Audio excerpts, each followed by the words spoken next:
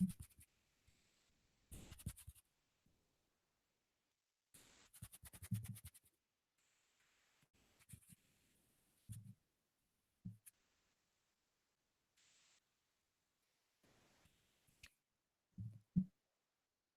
I'm hoping that everything is working today.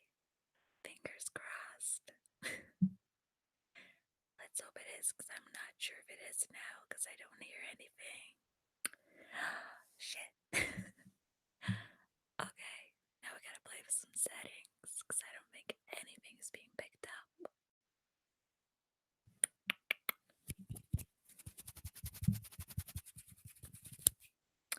I don't think anything I'm saying is being picked up right now. This is great. Alright, let's play with some settings here. Oh, it is being picked up. Alright, or not. This is great when I don't know if you guys are joking or not. So that's great.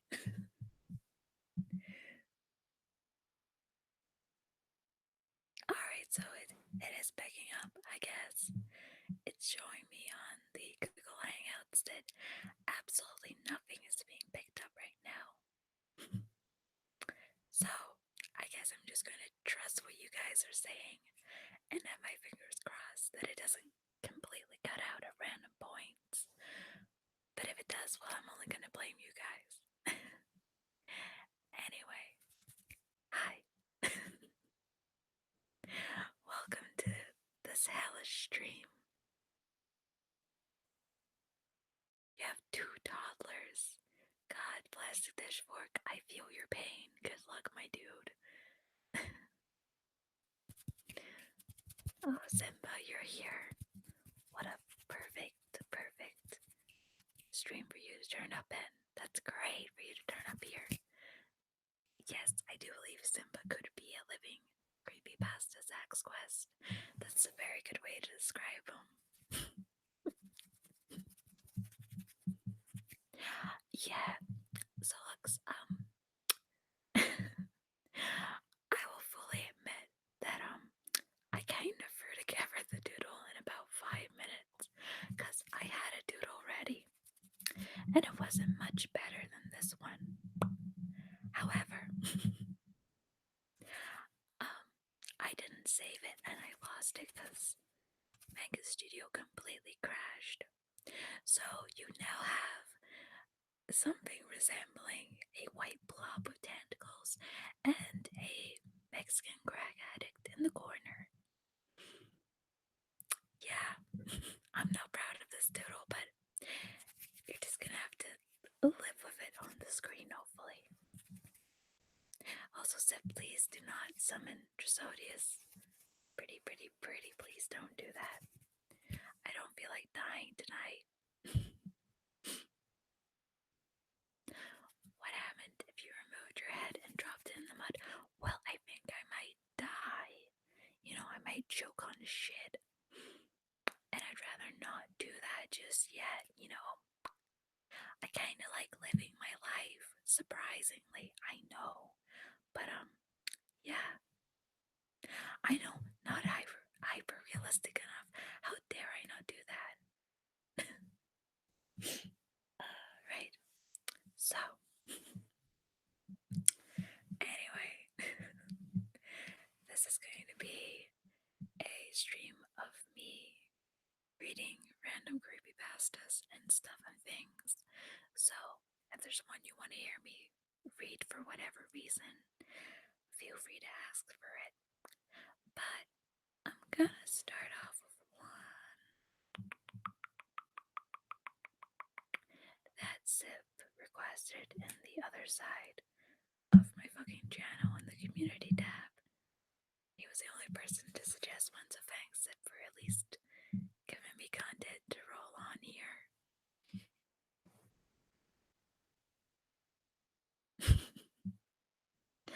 And then Kat whispered at me with her hyper realistic voice. God damn, many spookies. God damn.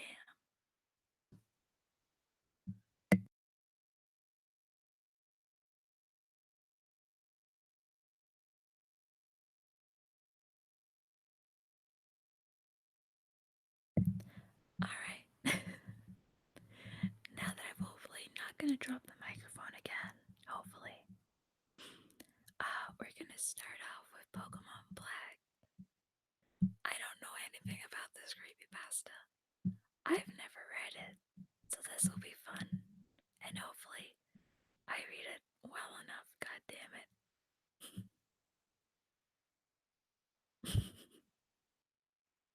Do I remember the Headless Horseman? Vaguely. Hi, Simba. I fear why you are asking this, but why? Oh yeah, so cause that's everyone's favorite ASMR. ASMR artist drops the microphone carelessly, and you just get a complete earache from it. It puts me to sleep every time. Alright, so Pokemon Black, let's start this one off. And there's a spooky cartridge that's all black with the word Pokemon on it. Cause that means you're in for a bad time. God damn. Alright, here we go. Oh god, Sugar Rush, your poor cat. I feel sorry for the cat. Don't do it to the cat. It did nothing wrong. Alright. The DDLC script is like a fucking just magnitude, man. But then again, I guess technically it's like a wait, there must be like one or two crappy pastas for DDLC, right? There has to be, man. Anyway, god damn it, before I keep getting distracted, let's see if I can try and read this. I'm gonna use my phone to read off of because I'm lazy and I don't want my computer to die on me, so let's see if this works. Okay, Pokemon Black. I'm what you would call a collector of bootleg Pokemon games. Dondron, Pokemon Diamond and Jade, Chaos Black, etc. It's amazing the frequency with which you can find them at pawn shops, Goodwill, flea markets, and such. They're generally fun, even if they are unplayable, which they often are. The illustrations and poor quality make them unintentionally hilarious. I've been able to find most of the ones that I've played online, but there's one that I haven't seen any mention of. I bought it at a flea market about 5 years ago. Here's a picture of the cartridge, an all black cartridge with the word Pokemon in it, extra spooky, in case anyone recognizes it. Unfortunately, when I moved 2 years ago, I lost the game, so I can't provide you with screen caps. Sorry. The game started with the familiar Nidorino and Gengar intro of Red and Blue version. This is how good I am of a Pokemon fan that I can't even say the names of them. That's how you know I'm a real fan, my dudes. However, the press start screen had been altered. Red was there, but the Pokemon did not cycle through. It also said Black version under the Pokemon logo. Upon selecting New Game, the game started the Professor Oak speech, and it quickly became evident that the game was essentially Pokemon Red version. After selecting your starter, if you looked at your Pokemon, you had, in addition to Bulbasaur, Charmander, or Squirtle, another Pokemon, Ghost. Ooh, spooky. The Pokemon was level 1, Weak Nerd. It had the sprite of the ghosts that are encountered in Lavender Tower before obtaining the Slip Scope. It had one attack, Curse. I know that there is a real move named Cursed, but the attack did not exist in Generation 1, so it appears it was hacked in. Defending Pokemon were unable to attack Ghost. It would only say that they were too scared to move. When the move Curse was used in battle, The screen would cut to black. The cry of the defending Pokemon would be heard, but it was distorted, played at a much lower pitch than normal. The battle screen would then reappear, and the defending Pokemon would be gone. If used in a battle against a trainer, when the Pokeballs representing their Pokemon would appear in the corner, they would have one fewer Pokeball. The implication was that the Pokemon died. Dun dun dun. What's even stranger is that after defeating a trainer and seeing Red received 200 bucks for winning, the battle commands would appear again. If you selected run, the battle would end, as it normally does. You could also select curse. If you did, upon returning to the overworld, the trainer's sprite would be gone.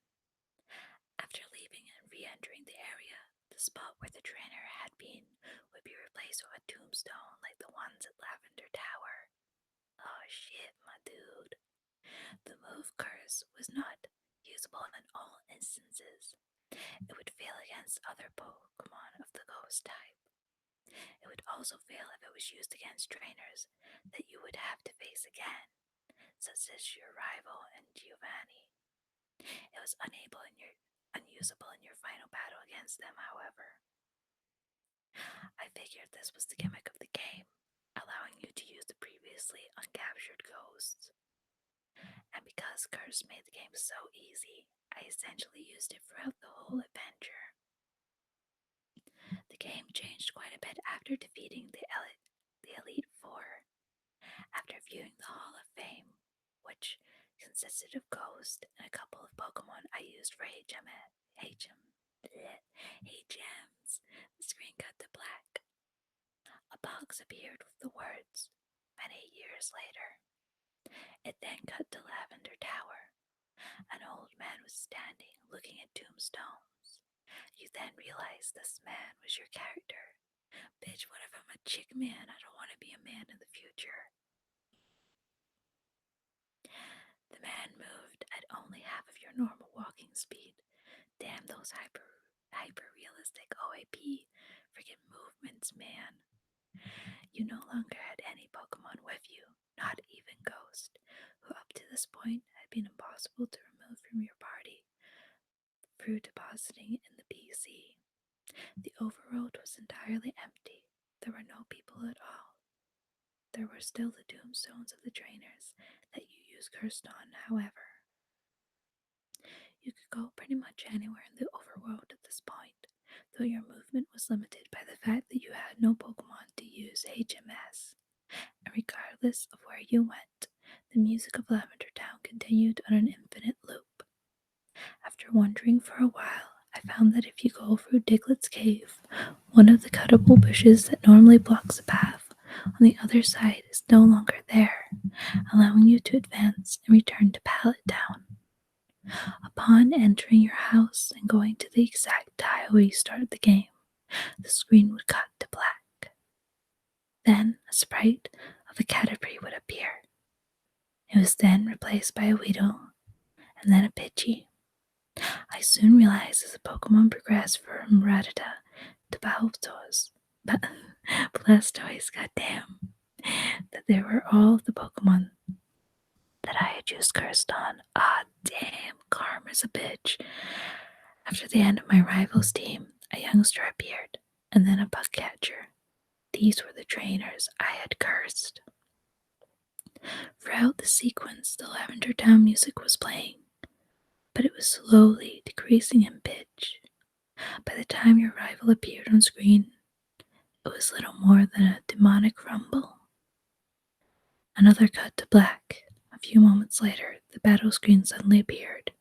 Your trainer's sprite was now that of an old man, the same one as the one who teaches you how to catch Pokemon in Verdant City. Ghost appeared on the other side along with the words, "Ghost wants to fight." You couldn't use items, and you had no Pokemon. If you tried to run, you couldn't escape. The only option was fight. Using fight would immediately cause you to use struggle, which didn't affect Ghost, but did chip off a bit of your own HP. When it was Ghost's turn to attack, it would simply say dot dot dot. Eventually, when your HP reached a critical point, Ghost would finally use curse. The screen cut to black a final time. Regardless of the buttons you pressed, you were permanently stuck in this black screen. At this point, the only thing you could do was turn the Game Boy off. When you played again, New Game was the only option. The game had erased the file. I played through this hat game many, many times, and every time the game ended with this sequence. Several times I didn't use Ghost at all, though he was impossible to remove from the party. In these cases, it did not show any Pokemon or trainers and simply cut to the climatic battle with Ghost. I'm not sure what the motives were behind the creator of this hack. It wasn't widely distributed, so it was presumably not for monetary gain. It was very well done for a bootleg. It seems he was trying to convey a message, though it seems I am the sole receiver of this message. Of course you are, sweetheart. I'm not entirely sure what it was. The inevitability of death, the pointlessness of it. Perhaps he was simply trying to morbidly inject death and darkness into a children's game. Regardless, this children's game has made me think, and it has made me cry. Boo-hoo. Ripperoonie. And of course, the spooky original offer unknown at the end. Of course, of course, of course. Hey, that was a pretty fun one. Pretty morbidly light way to start off this stream. How about that? How about that? Jeez. Coke, yeah, Coke, that was it. That was Pokemon Black, apparently. That was different. Cat, would you do Dogscape? It's a spooky time. Yeah, Coke, I'm kind of surprised how non-spooky that was. Oh god, I nearly jumped there. Fuck. Just as I say that on my computer screen, antivirus free fucking pops up. Whoa, we've been together for more than a month. Girl, it's been way more than that, but thanks for fucking scaring the shit out of me. Jesus Christ, that's a real scare.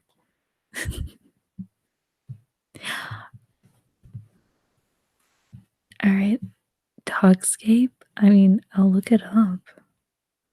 Dogscape. I have no idea what this is, Zach's Quest, so give me but a moment to find something about it. I love how my phone's now just getting a notification that I'm live, thanks. What the frick is this? Zach, is this something from Wattpad? Oh no, there is a creepypasta thing. What is this? I don't like the look of this one. I don't like the look of this one. Girl, how long is this one? Okay, maybe it's not that long. Okay, it looks semi-long. I'm curious. Goddamn. All right, we'll do this one next after I read what the hell you guys are talking about. Jeez. Cat, what if your head got ripped off and attached to a dog? Thanks, Coke, for being the Simba of the moment. Thanks.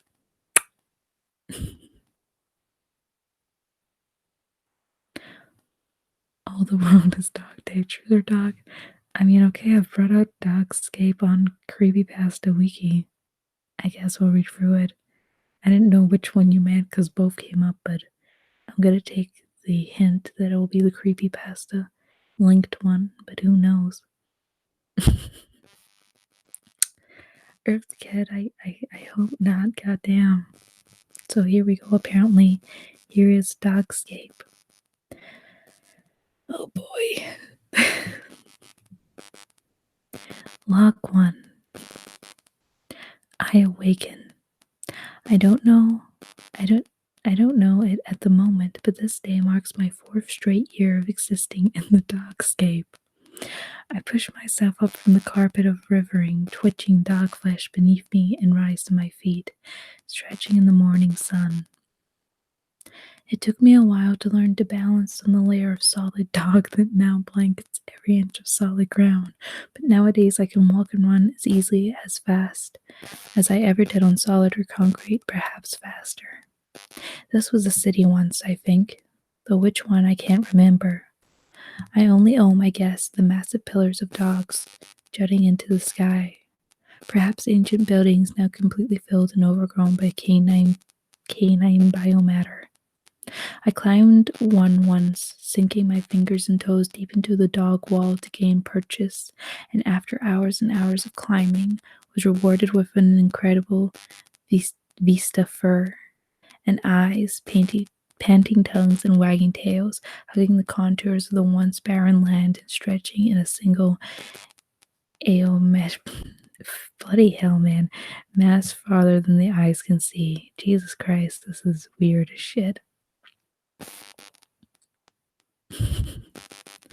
Now I don't do that though. Now I merely go about my day. I hike to the gardens where the dog plants sprout up in bizarre shapes from the floor of the dogscape, and I reach up to pluck the fatal puppy fruits right off the wagging, energetic branches. I bite into the succulent flesh, the juice dribbling down my chin and dripping down to be reabsorbed by the ground flesh, and revel in the savory taste. I'm thirsty, so I range until I find one of the mother mounds, and there I suckle on a tea patch until I've had my fill of milk. Sometimes I see other humans around me, as well adapted to the dogscape as I am, but I barely acknowledge them, say nothing. What, after all, is there to say? The world is different now. What meaning would our old words have? Free ranging dogs are becoming rarer and rarer to see now, and those I do seem as lost, as passive as I am. They too graze on the dog plant, step carefully over the other undulating, bleeding dog floor, dimly acknowledging myself and one another. In the distant sky and on the far horizon, I sometimes see massive forms sail or crawl on undulate, and I wonder if in this new world, normal, singular, and poultry dogs have become as obsolete as I am. What? Sasquatch, what is this? What am I reading? Like, girl, what is this? Like, it's not even how long it is, it's just what it is. Speaker buzz. Oh shit, is it buzzing? Oh shit, tell me the microphone isn't buzzing, dudes. I can still hear some Android going deviant in the background. Hold on, is this really buzzing? Hold on. Shit, now I'm panicking in case it is buzzing really loudly, which I hope it's not. I panic now. Where the hell's my headphone? Because sometimes I can hear the buzzing, sometimes I can't.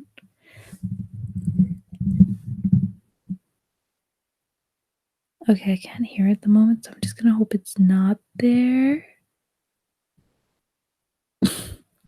Ha, so funny, so funny. Nah, it's just the way this microphone's placed, and it also doesn't help that I'm in a different setting than normal. Spooky.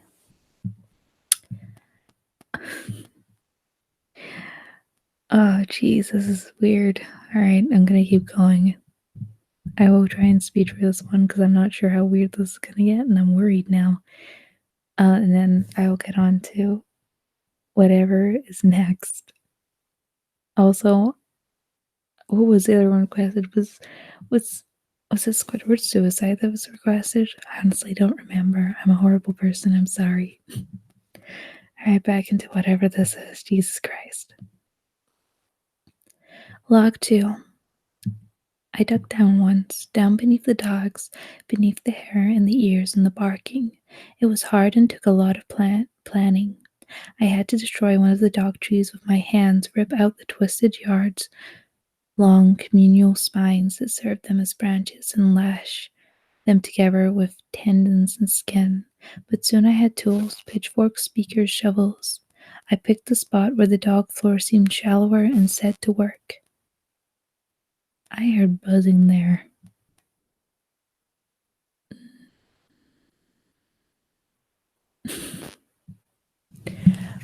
Alright, hold on. I'm gonna have to turn this off a second.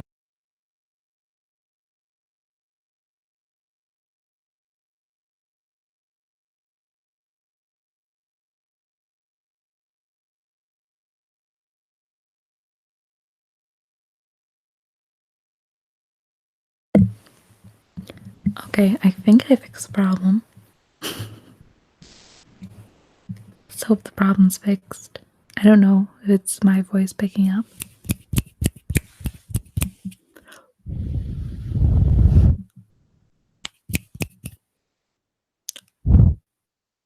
I don't think it's that. Okay.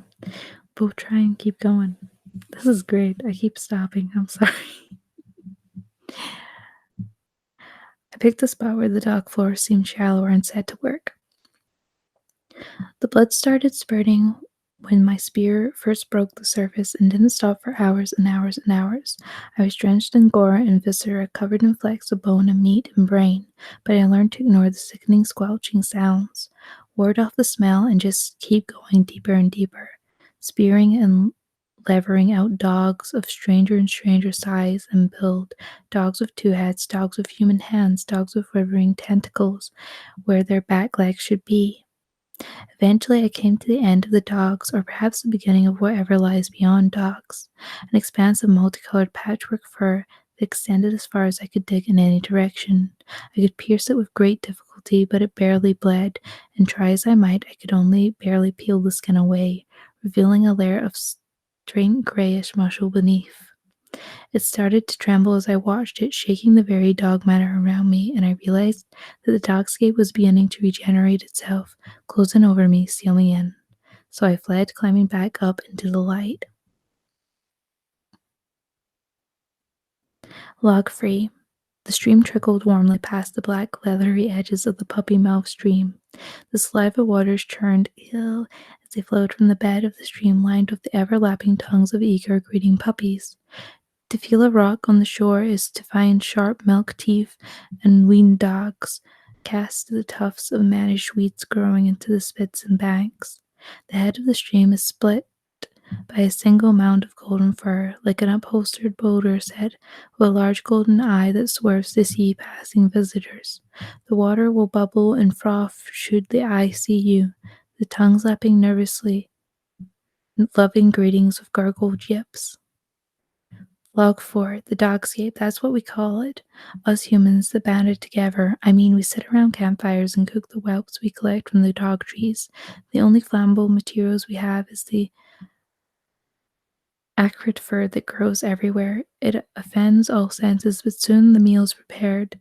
The only food sources are the dog trees and the mother mounds. Some foolish enough dig for meat, though the reward is great, many don't come back, for the dog flesh regrows above them, trapping them inside the moist ground. Primitive tools are forged from bones and leather, such as shovels and knives and clothes. I have lived here for as long as I can remember. There are faint shimmers of the time before the dog flesh, but what use is there dwelling on the past when it cannot fill our stomachs in the present? I am our tribe's scribe. My name is Doc.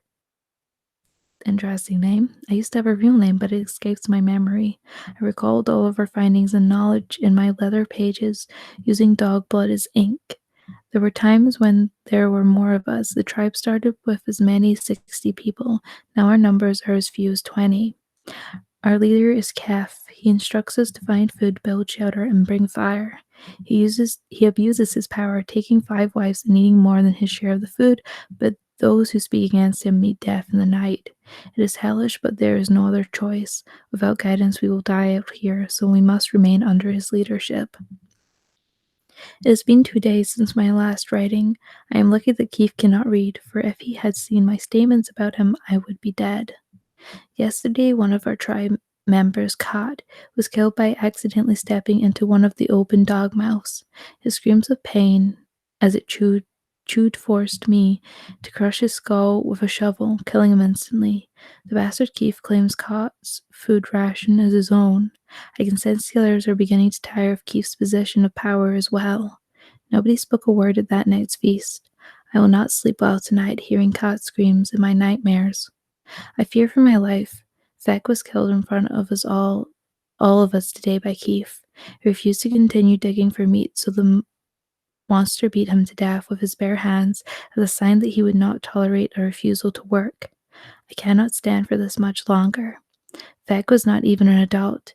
He could not have been more than 17 human years. This brings our numbers down to 18. There is Keith, his 5 wives, me, and the remaining 11 diggers and gatherers. The others whispered to me in secret that I should be the leader instead. I guess they think I have all the answers because I am the scribe. Only time will tell. I was awoken at the crack of dawn by one of the diggers, Gar specifically. He told me that tonight would be the night. The others had a plan.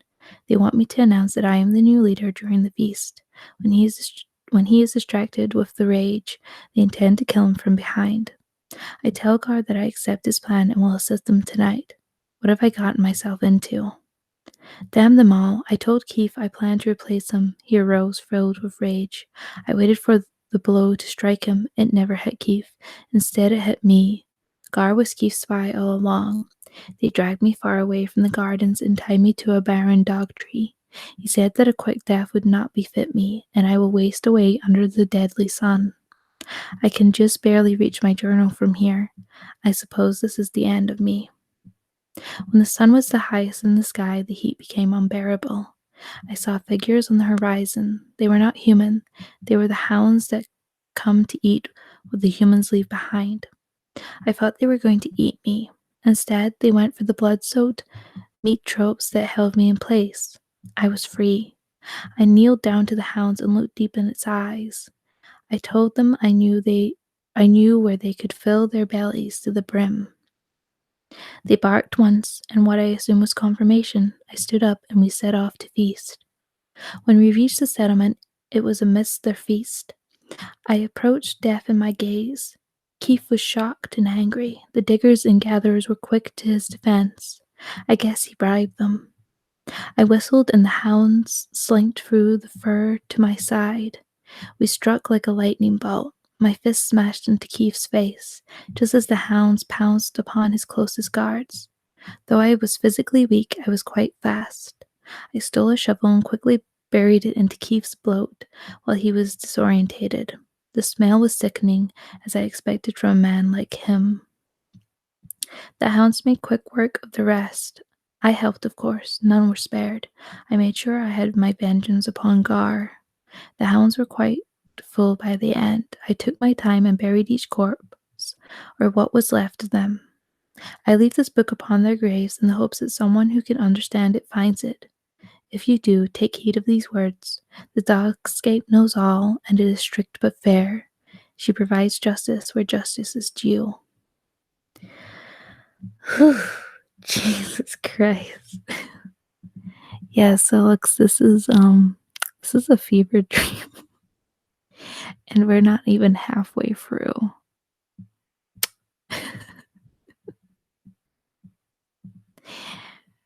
And I also don't know, like, if this is, like, one narrative, because, like, that dude just said that he's leaving that book on the grave, right? And yet we're not halfway through this. Zach, don't be sorry. This is pretty chill, man. Honestly, I wasn't expecting to like this so much. All right, it looks like the next few logs are actually pretty short, so let's speed run it. Speed run it. Speed run it. Log 5. I had a dog right after the dogscape happened. His name was Carl. He always followed me around. When I was almost dead from starving, he got me dog fruits. When I was dying of thirst, he held milk in his mouth and got it to me. One day his foot got stuck in a mouth and I couldn't get him out, so I watched while it swallowed him. A few years later, when I went back, Carl was right there, but he was stretched out, and I went to pet him, except it wasn't him, and he bit me and wouldn't let go. I wonder if people can be part of the dogscape too. I miss Carl. God, ripperoonie for little Carl. What did Carl do? What did Carl do? Sip, when did I ever admit that? You'll never get that kind of admission from me. Never. Log 6. All is one in the new truth. The dog mother is vast beyond imagining and requires many to be kept comfortable and clean. We choose we chosen do not go unrewarded, however. In her vast wisdom, the matriarch gives all we need. We sup from her vast teat. God, this is such a weird world, and a hearty meal unlike any other.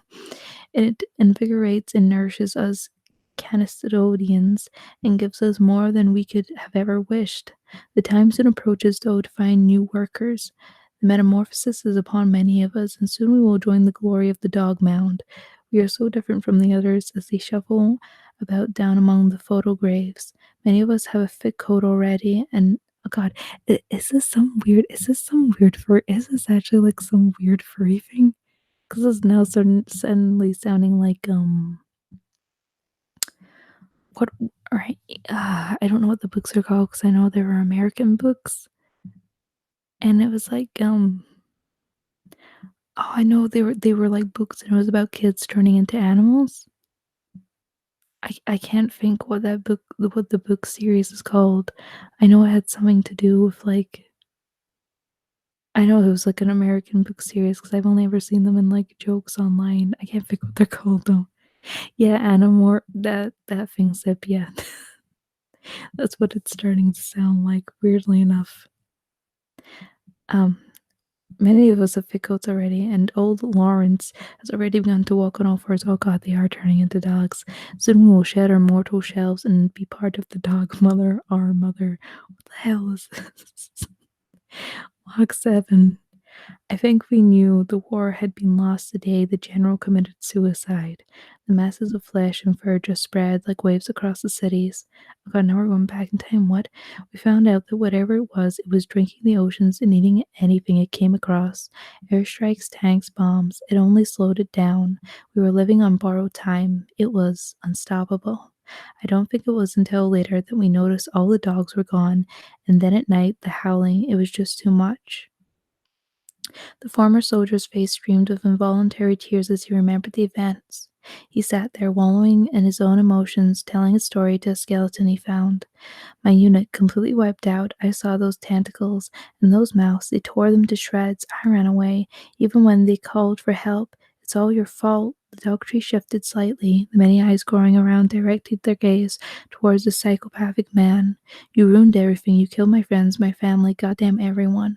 He ran and stabbed one of the eyes of a bone fragment. A howling noise emerged, and a nearby dog tree swatted him several yards. He broke a few ribs when he hit the ground. He coughed a bit of blood, then got back up and charged again. This time he ran towards one of the open mouths around and kicked several of its teeth out. It bit his foot in response, costing him a toe or two. He was so full of adrenaline he was incapable of registering any kind of pain. He beat and tore and bit at the flesh with his bare hands until he was knee-deep in blood and gore. One of the tubes he tore spilled some sort of digestive fluid all over him. It burned, but he had to go on. He dug and dug with his bare hands until the ground started to close above him. He kept digging until he found them, the heart and the brain. He laughed at his fortune of finding both of them so close to each other. He jammed his hands deep into the gray matter, disturbing the contents and slowly losing oxygen in his tunnel of meat. He gasped and clawed at the heart, tearing it out of place. He collapsed and blacked out. He awoke to many tentacles burying themselves in his body. One hit his spinal cord and fused with his brain stem. A flood of thought hit him all at once as he suddenly became one with the dogscape. More tentacles connected themselves to his vital organs as he became assimilated. He saw through every eye in the land, and he felt every single nerve in the planet. The healing factor continued tearing him apart, but adding new pathways and connections. It wasn't long until he was entirely consumed. His memories faded away as his brain was reorganized into replacing the one he had destroyed. Jesus Christ. This is like some weird lore ass thing. Jesus Christ. How long? Oh, Jesus Christ. How many more logs are there? I skim. I skim.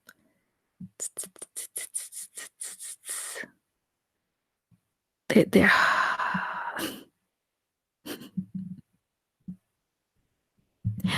Okay, Zach, I'm gonna be a horrible person, and I'm gonna skip to the epilogue because there's like a whole nother bunch, and they're just as crazy.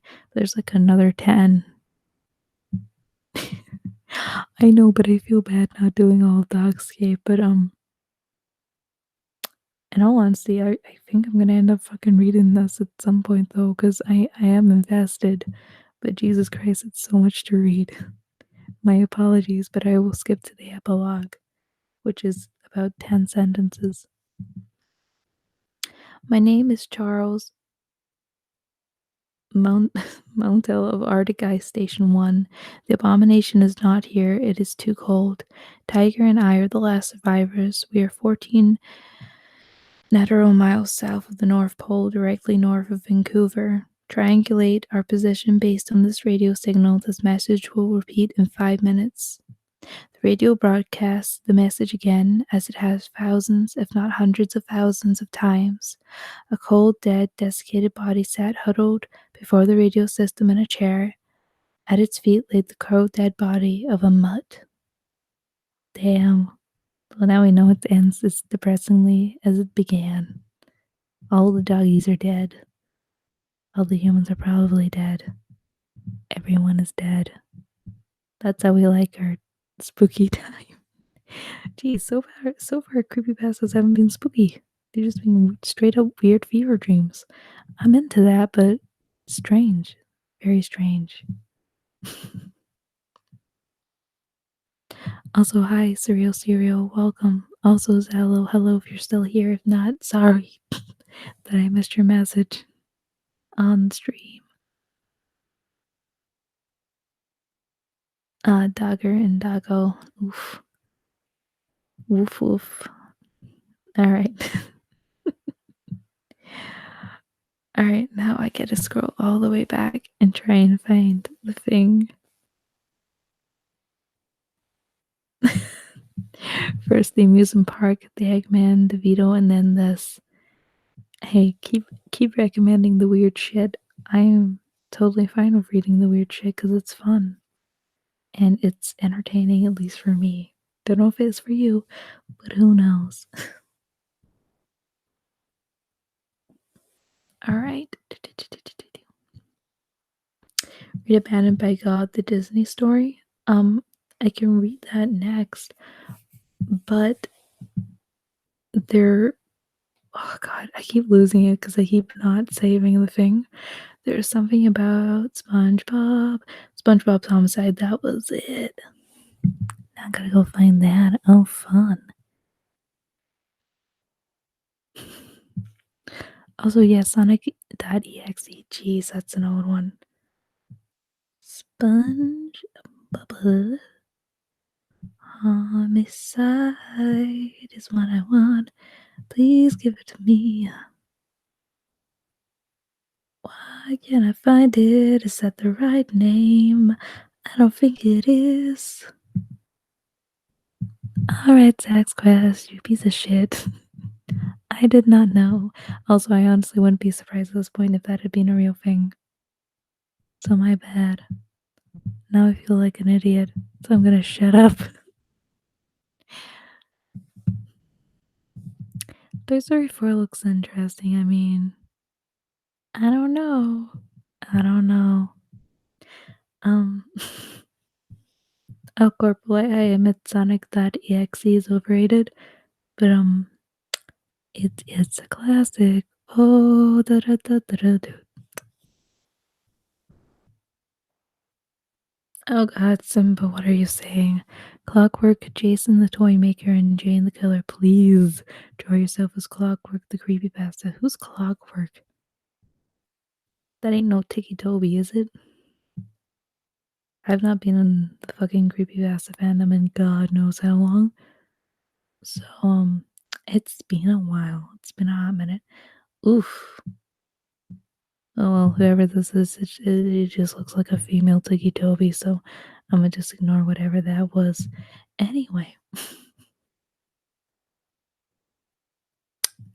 Coke, I wish it was Clockwork Orange. I really wish. Right, where's the abandoned by God? Notifications, please stop popping up because I don't need you right now. Creepypasta. I want the fucking creepypasta. Give me the fucking creepypasta. Oh wow, it's on the actual creepypasta.org. That's when you know you're gonna see. Oh no, are you really gonna fucking make me log in here? Are you really gonna make me fucking log in? No, you're not good. That's what I thought. Ain't logging in to read no story. That is some dumb shit if you did have to do that. Alright, I think I've got it up. God, 2013. That's a while ago.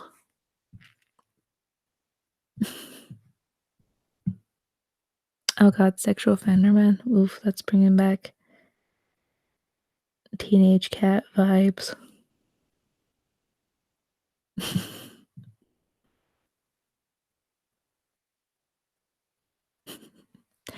Alright, so let's read through Abandoned by Disney.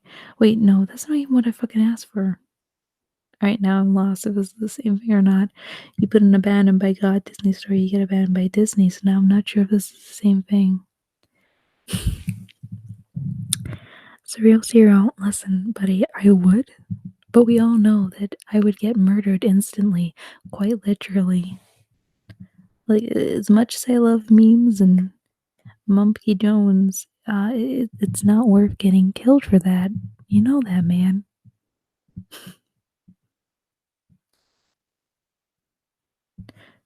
It's the same thing. Okay, so looks, I will trust you, and you telling me it's the same, cause I don't know.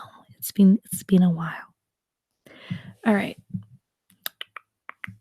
so here we go. Abandoned by Disney. Jesus Christ, this is a horrible setup on my phone. We're gonna try and zoom in a bit so I can actually read it.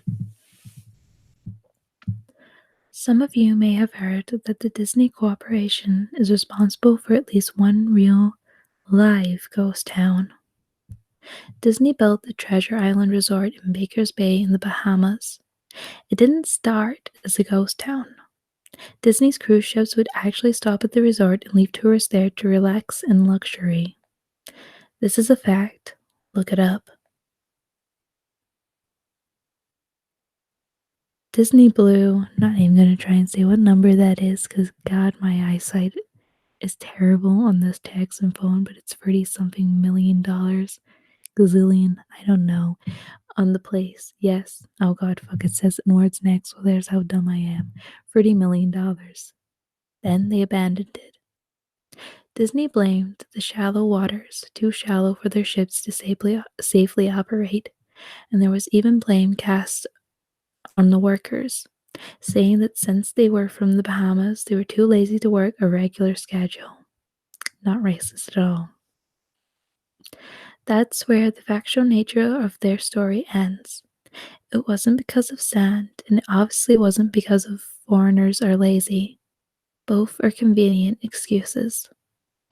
No, I sincerely doubt those reasons were legitimate. Why don't I buy the official story? Because of Mowgli's palace. Near the beachside city of Emerald Isle in the North Carolina, Disney began construction of Mowgli's Palace in the late 1990s.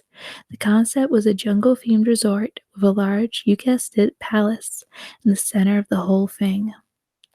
If you're unfamiliar with the character of Mowgli, then you might better remember the story, The Jungle Book.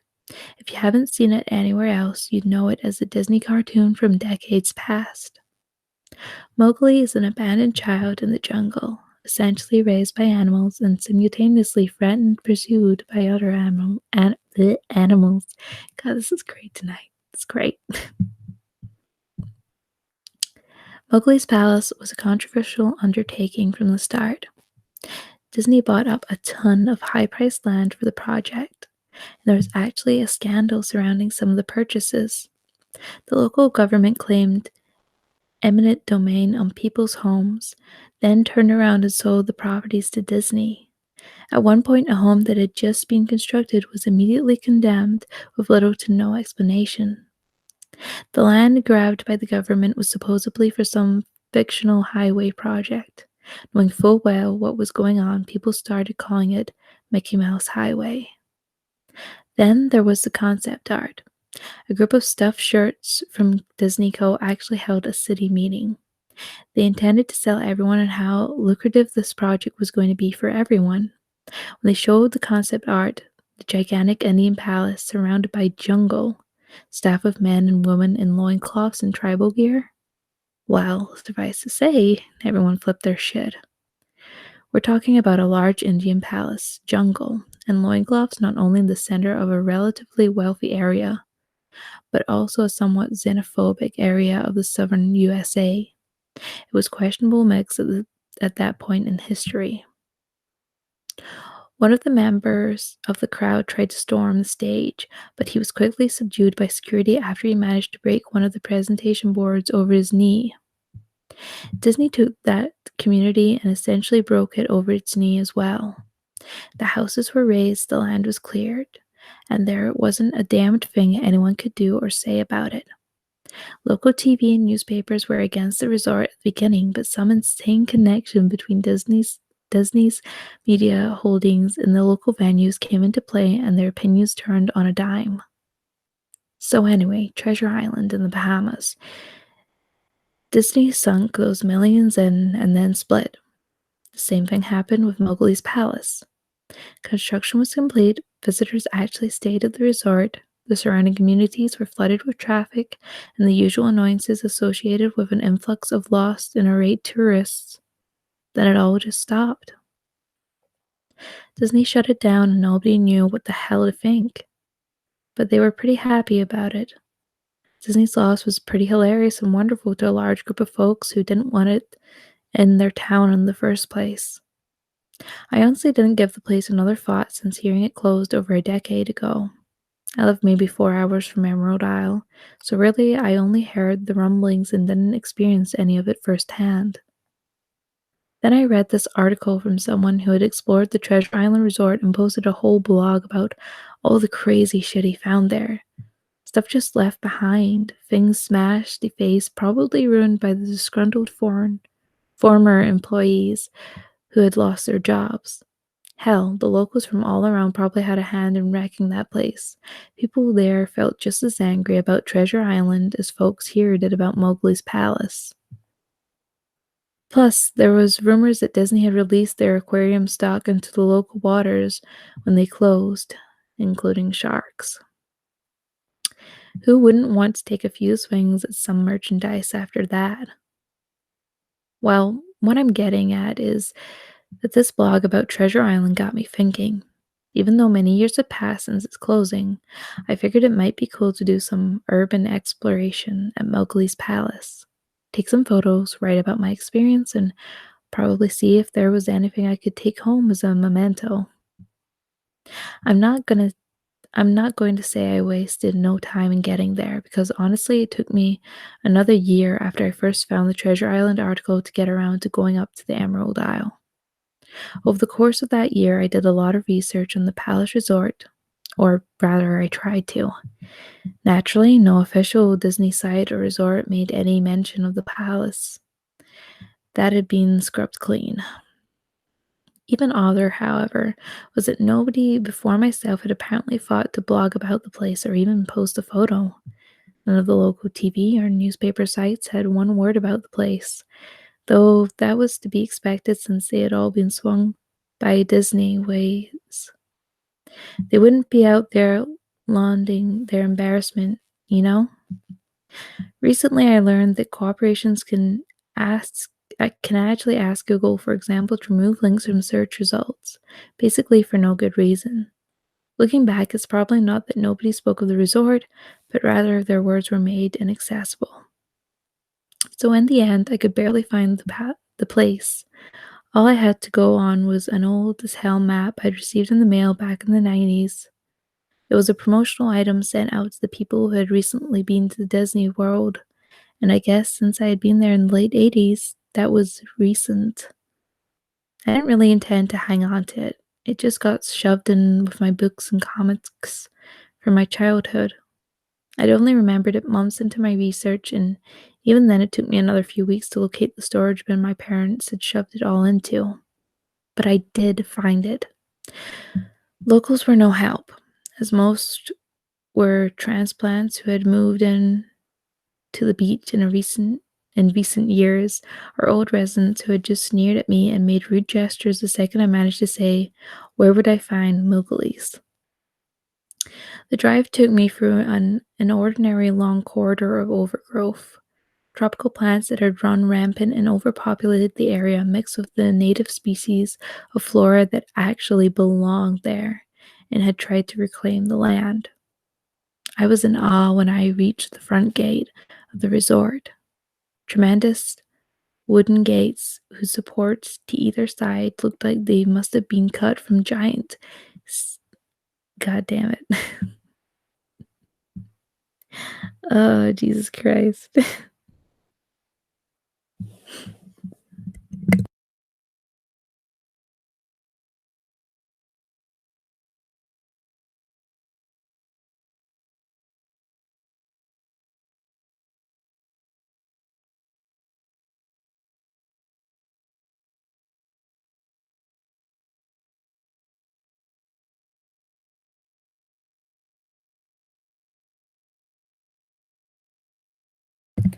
Sorry about that. I had to quickly go and grab a drink because my throat is sounding like death. Cereal, don't even joke about that, man.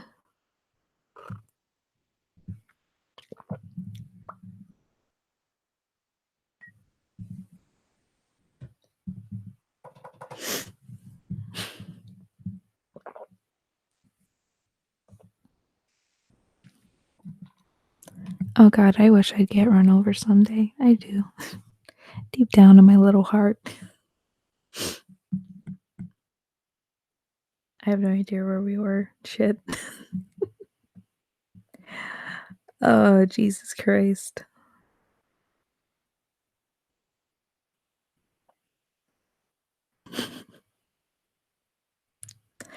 Zag's Quest. I think Simba is far past um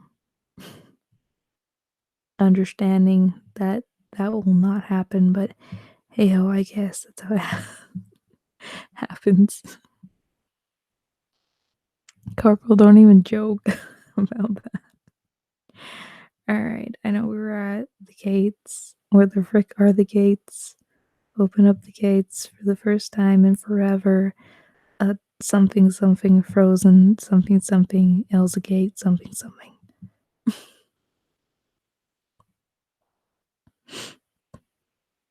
Oh, sucks. Everyone gets bad luck when they're listening to this voice.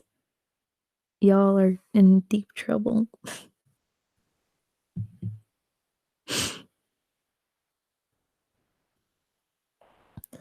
Alright, Corporal. The hyper realistic blood was on the gates, but I didn't pay attention because I didn't see the hyper realistic blood on the gates. Happy now. Also, I'm surprised how many fucking creepypastas have that though. Oh god. What happened if you removed your head and dropped in a bathtub filled with gelatin? Or in a dark room with snakes? P.S. Your head is in your body doesn't count. It doesn't count. Well, then I have no head.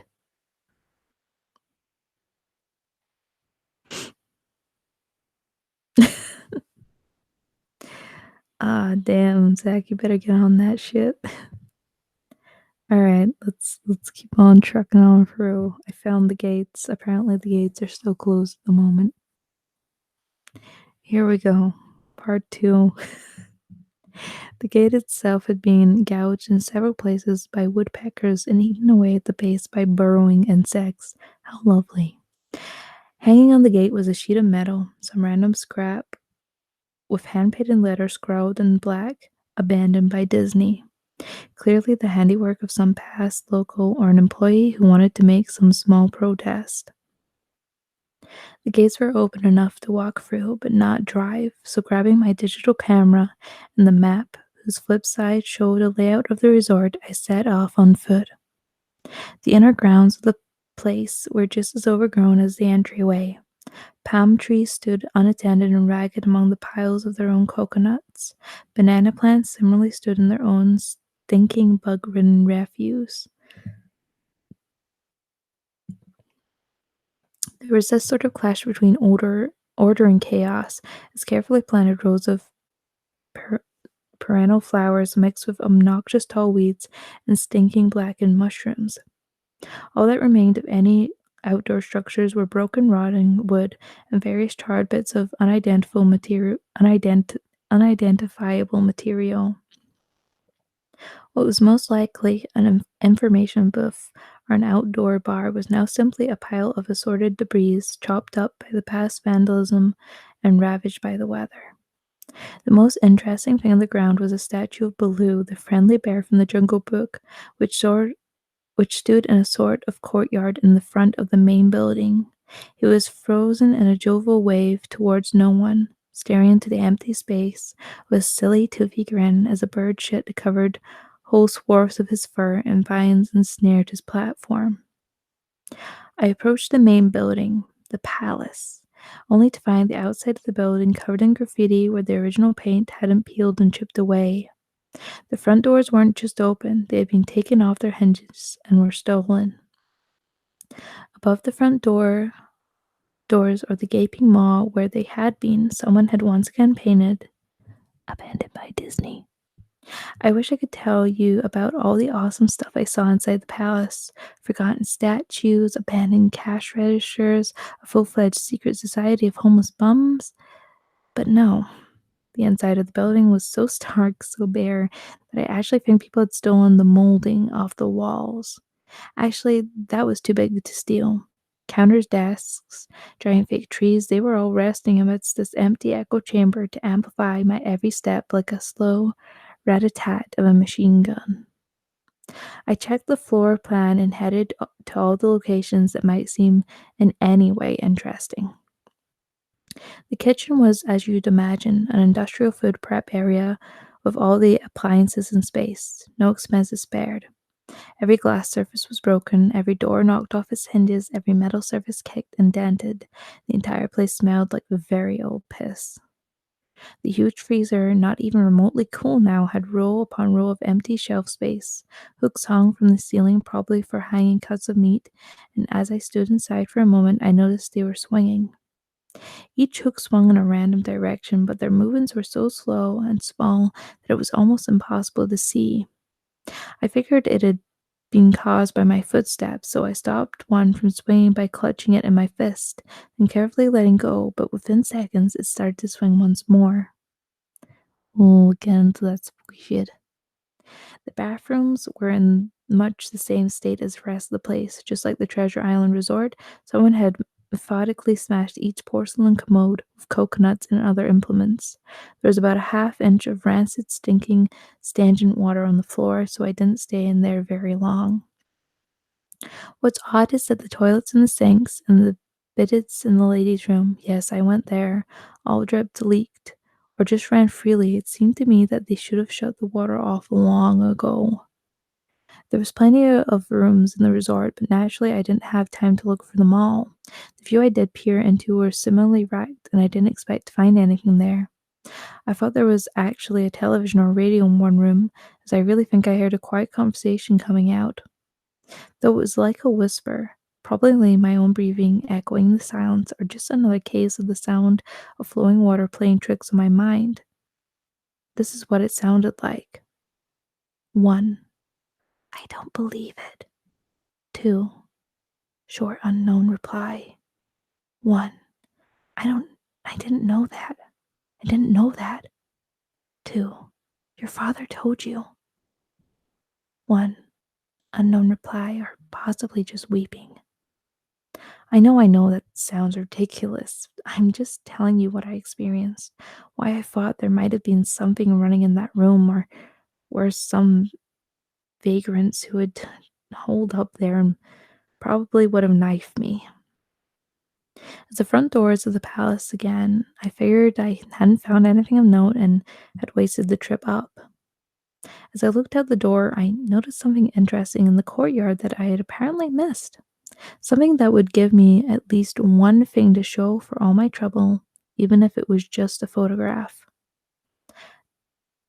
There, as a lifelike statue of a python, maybe 80 feet long, coiled up and sunning itself on a pedestal right in the center of the area. It was almost time for the sun to start setting, so the light fell on the object in the perfect way for a photograph. I approached the python and snapped a photo. Then I stood on my toes and snapped another. I moved closer again to get the detail of its face. Slowly, casually, the python lifted its head, looked directly in my eyes, turned, and slithered off the pedestal across the grass and into the trees. All 8 feet of it. Its head long disappeared into the woods before its tail even left the stunning spot. Disney had released all their exotic animals onto the grounds. Right there on my floor plan map was a reptile house. I should have known. I'd read about the sharks at the treasure isle, and I should have known they'd done this. I was dumbfounded, just utterly stupefied. My mouth must have been hanging open for the longest time before I came back down to earth and snapped it shut. I blinked a few times and backed away from where the snake had been, back towards the palace. Even though it was totally gone, I still wasn't taking any chances and backed my way into the building. I took a few deep breaths and slaps to my own face to get myself right in the head again after that. I looked for a place to sit down as my legs were feeling a bit like jelly at this point. Of course, there was no place to sit down unless I wanted to recline in the broken glass and dead leaf carpet, or haul myself up onto a desk questionably reliable.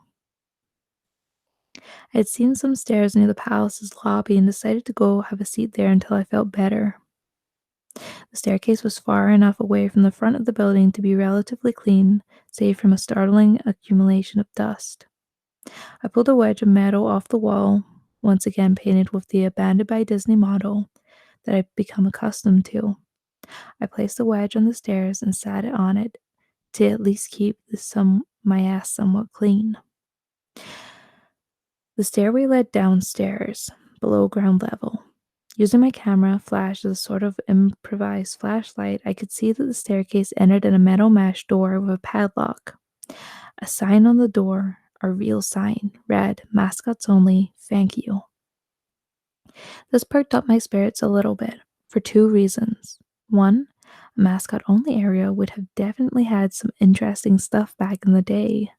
Two, the padlock was still in place. Nobody had gone down there, not the vandals, not the looters, nobody.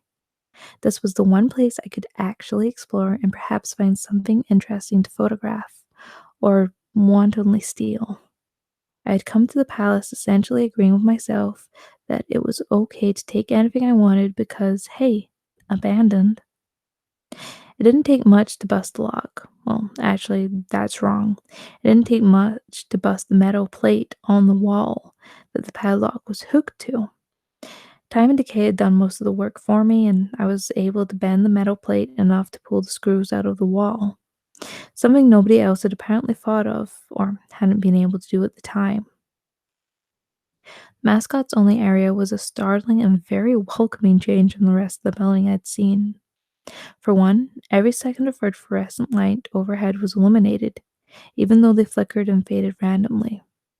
Also, nothing had been stolen or broken, even if age and exposure were definitely taking their toll. Tables had notepads and pens. There were clocks, even a punching clock on the wall, complete with filled out time cards. Chairs were scattered around, and there was even a small break room with an old static filled television and long rotted out food and drink on the counters. It was like one of those post apocalyptic movies where everything is left in a state of evacuation. As I walked the maze like sub basement hallways of the mascots only area, the sights just became more and more interesting. As I went further, desks and tables were knocked over, papers scattered and almost meddled with the damp floor, and a large carpet of mold was slowly overtaking the real rotting crimson floor covering. Everything was just sort of squishy. Anything wood disintegrated into mush when I applied even the lightest amount of force, and clothing items hanging on hooks in one of the rooms simply fell to moist threads if I tried to unhook them. One thing that annoyed me was that the light was becoming more sparse and unreliable as I went further into the dark, suffocating depths of the place. Eventually, I reached a black and yellow striped door with the words Character Prep 1 stenciled on it. The door wouldn't open at first. I figured this was probably where the costumes were kept, and I definitely wanted a photograph of that twisted, stinking mess. Try as I might, whatever angle or trick I tried, the door wouldn't budge. That is, until I gave up and started to walk away. That was when there was a slight popping sound and the door creaked open slowly. Inside the room was completely dark, pitch dark. I used the camera flash to look for a light switch in the wall by the door, but there was nothing. As I made my search, I was jarred out of my sense of excitement by a loud electrical buzz. Rows of lights overhead suddenly flashed to life, flickering and fading in and out like the rest I had passed. I took a second for my eyes to adjust, and it seemed like the light was going to just keep getting brighter until all the bulbs exploded.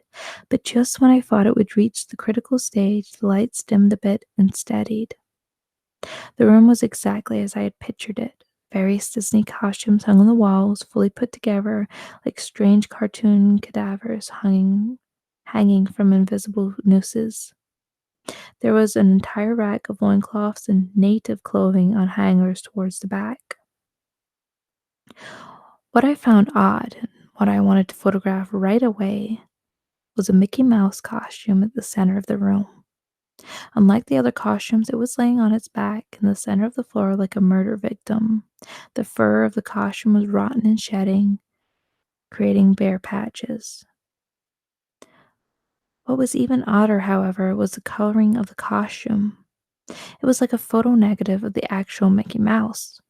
Black where he should have been white, and white where he should have been black. His normally red overalls were a light blue. The sight was off putting enough that I actually put off photographing that thing until last. I took a picture of the costumes hanging on the wall, upward angles, downward angles, side shots to show an entire row of frozen, putrid cartoon faces, some with plastic eyes missing. Then I decided to stage a shot, just one of the bedraggled character heads on the slick, grimy floor. I reached for the headpiece of the Donald Duck costume and carefully removed it so that the thing wouldn't fall apart in my hands. As I looked into the face of the wide-eyed, moldering head, a loud clattering sound made me jump with fright. I looked down at my feet, and there between my shoes was a human skull. It had fallen out of the mascot's head and shattered into pieces at my feet. Only the empty face and lower jaw remained staring up at me. I dropped the duck head immediately, as you'd expect, and moved to the door. As I stood in the doorway, I looked back to the skull on the floor. I had to take a picture of it, you know. I had to, for any number of reasons that may seem silly, but only if you don't think it through. I'd need proof of what happened, especially if Disney was going to somehow make this go away. I had no doubt in my mind right from the start that even if it was just gross negligence, Disney was responsible for this. That's when Mickey, the photo negative opposite Mickey in the middle of the floor, started to get up. First sitting up, then climbing to its feet, the Mickey Mouse costume, or whoever was inside it, stood there at the center of the room, its fake face just staring directly at me as it mumbled. No, as I mumbled, no, over and over. With shaking hands, a violent flashing heart, and legs that had once again turned to jelly, I managed to lift the camera and aim it at the opposite creature, now quietly sizing me up. The digital camera's screen displayed only dead pixels in the shape of that thing. It was a perfect silhouette of the Mickey costume. As the camera moved in my unsteady hands, the dead pixels spread, marrying the screen wherever Mickey's outline moved to. Then the camera died, went blank and quiet and broken. I raised my eyes once again to the Mickey Mouse costume. Hey, it said in a hush, perverted but perfectly executed Mickey Mouse voice. Want to see my head come off? It started to pull off its own head, working its clumpy, glove clad fingers around its neck with clawing, impatient movements similar to a wounded man trying to pull himself free of a predator's jaws. As it worked its digits into its neck, so much blood, so much thick, chunky yellow blood. I turned away as I heard a sickening tearing of cloth and flesh. Only cared about getting away above the doorway out of this room. I saw the final message clawed into the metal with bone or fingernails. Abandoned by God. I never got the pictures out of the camera. I never wrote the blog entry about it. After I ran from that place, fled for my sanity, if not for my very life. I knew why Disney didn't want anyone to know about this place. They didn't want anyone like me getting in, and they didn't want anything like that getting out. Huzzah, we actually completed one. Yay. Oh, jeez, man. That was a good one. That was pretty good.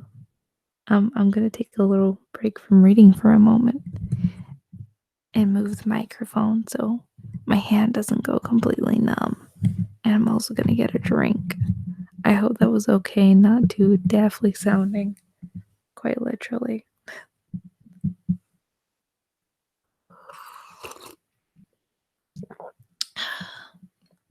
This is where we found out some cartoon fan is basing all his questions off of that story.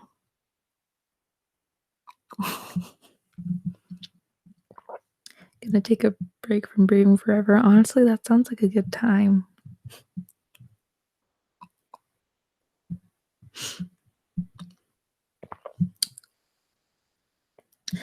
Delta Duckstan, hi, welcome to this stream. I hope you're doing good, man.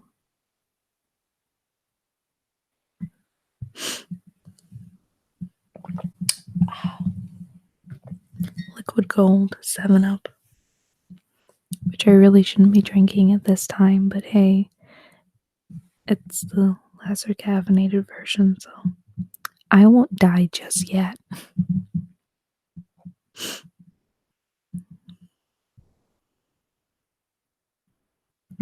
Ooh, Sex Quest, come on, give us it, give us it, give us it.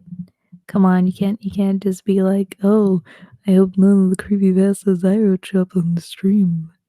And then expect me not to be like, hey, come on, give us the details.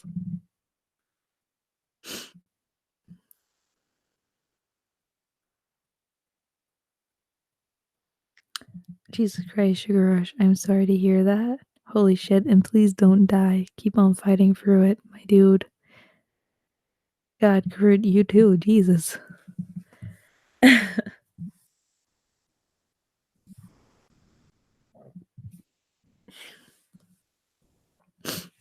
Oh, Sip, of course I can give a lovely message. Of course I can. 1 sec. There are monsters in your closet. There are monsters under your bed. You can't see them, but they are there and they are waiting for the exact moment that you close your sleepy little eyes and doze off into sweet dreams before they jump out. They may nibble your toes or they may just give you a nice little slice of life in your dream to send you into a terrifying nightmare that you'll never wake up from and you'll always live. Even when you wake up, it'll always be in the back of your head. But you will get a good night's sleep either way. So you're fine.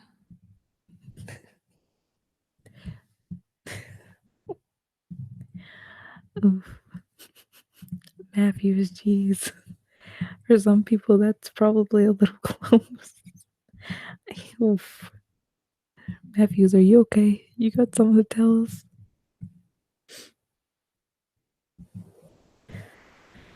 Who needs a cough GF when you can have a ghost cough GF? Am I right or am I right? God, you can hear so much movement, probably. I apologize deeply for that. cat terrorizes you ASMR, it's just me saying unsettling and unrelaxing things. You're gonna fail that test tomorrow. The devil is real. The devil went down to Georgia and he beat the shit out of that kid. They just don't want to tell you that so you feel good about yourself.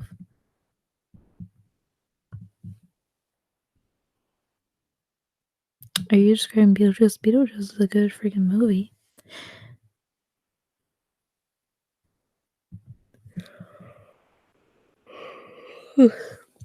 Yikers, Corporal. There is someone out there, my dude. More than likely.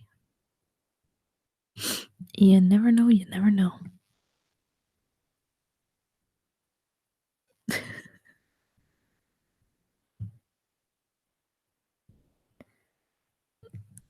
I'm worried that you find that relaxing, so let's just know that I'm worried.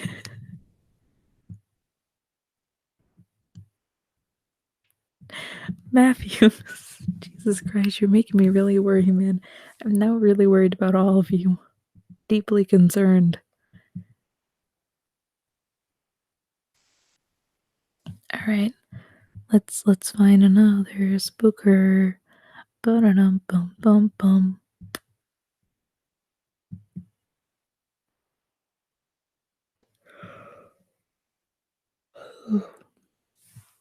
Pardon me there.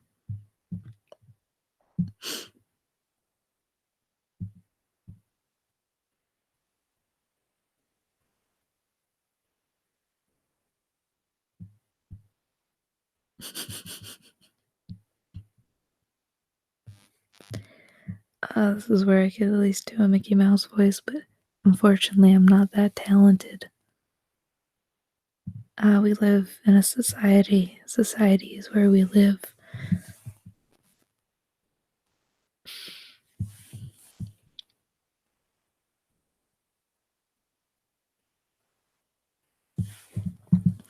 Coke, if you're gonna make me read Poopsie the Killer, I will cry. I will cry. Uh.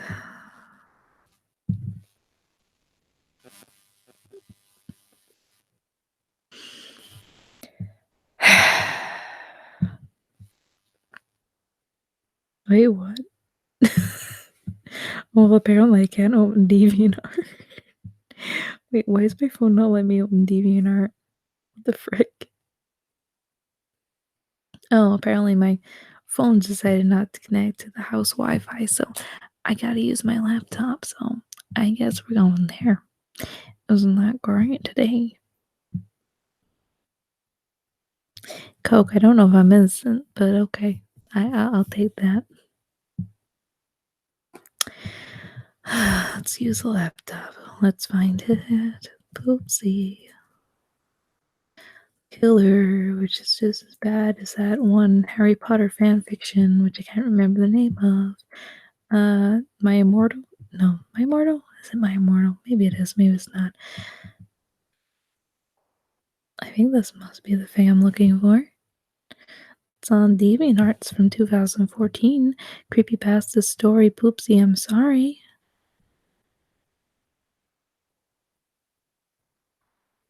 Ugh. I love how the first or the newest comment on the story is just swirly swirl, insert clapping sound. Wow, what God, my pro is fab. Well, let's just start reading. This is very short, at least. I feel like I should read it in a little baby voice, but I also don't want to do a little baby voice. Nah, we'll do some baby voice.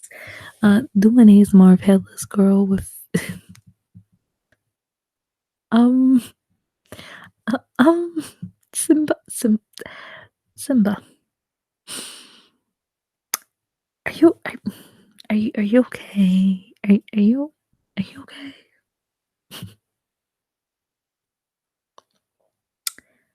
Ha. Hmm. Ha. Ha. Hmm. I'm just gonna trust you guys in the chat. I'm gonna trust you to be alone for 5 minutes. Hi, Poppy. D, how are you doing? Also, Simba, I will not be doing that. Sorry. Yeah, Simba's someone else that make creepypasta. Sorry, Poopsie. Let's try and do a little baby voice because it's a little baby story for Poopsie 666. Ooh, such satanic symbols. Poopsie was a normal girl who was 11 years old, but she had a special mind. The other girls were all not as special and teased Poopsie. The main bully was called Bertha, and she wore a purple cardigan and had blonde hair. It was lunch at school, and kids were eating when Bertha walked up to Poopsie. Poopsie, you're so ugly and no one loved you, said Bertha to Poopsie's face. Poopsie sat on her own, as she had no friends. She was an underdog, a stray wolf, a black sheep, if you will. Poopsie cried, "It's not my fault," as Bertha laughed at her. Poopsie threw her tackles in the bin and went home. At home, she cut herself because she was depressed. Her mother walked in and asked her if she wanted anything from the shop. Poopsie declined and went to bed. But the tragedy was, she really did want something from the shop. She wanted a knife to stab Bertha, but she sighed and figured it wasn't worth it. But that thought of it gave her a feeling in her heart. She wanted to kill Bertha, but she wouldn't. Not yet. It was the next day and the sun was shining. Poopsie had cereal for breakfast, but when licking her spoon clean and putting it back in the drawer, she took a knife. It was a brutal, ominous, sharp knife.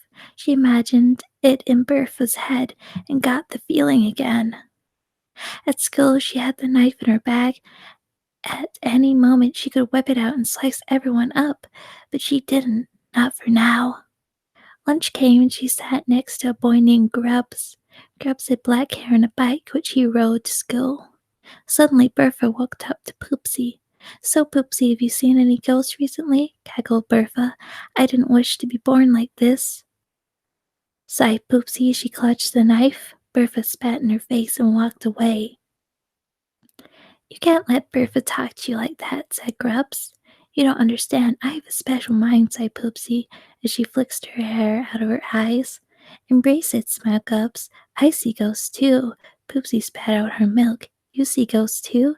"Yes, that is what I said Grubs as he smiled. Poopsie finally had a friend. She and Grubs went to the cemetery together and saw ghosts. "I am finally happy," she cried with joy as she threw the knife at the ground. "I don't need to kill Bertha," she thought to herself as she rode away with Grubs on his bike. 2 months went by and Poopsie and Grubs were officially dating. OMG, ew. Poopsie strutted into school with a smile on her face. "Time for another day of kissing Grubs," she smiled. Suddenly she heard a scream that sounded both lovely yet horrifying. She ran to find what the scream was, and she saw Grubs laying on the floor with rock on his head. Bertha stood opposite him, throwing rocks at his head. "Stop it," cried Poopsie. "I love him." "I know, that's why I'm throwing rocks at him," said Bertha. Poopsie ran all the way to the cemetery to get the knife. She found it and ran back to school and jumped at Bertha. The two were fighting a battle of good versus evil. Poopsie had a knife, Bertha had rocks. Poopsie was obviously the better fighter. But then Bertha threw a rock and hit the knife out of Poopsie's hand. "That the best you got? I can just pick the knife back up," chuckled Poopsie. She had a good mind to analyze situations well. As she went to pick it up, she gasped. The knife had landed on Grub's face. "You monster!" screamed Poopsie. "Me? You were the one who dropped the knife into his head," smirked Bertha as she walked to class.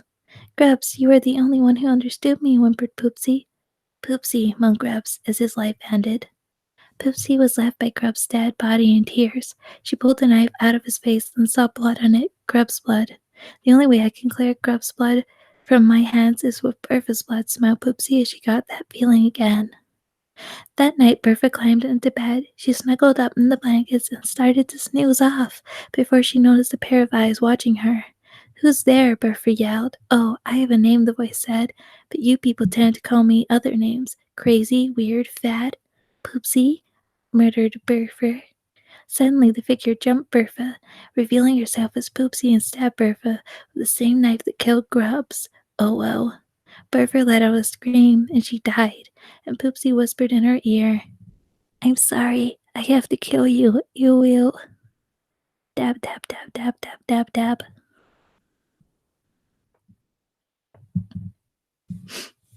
Wow, what a great story.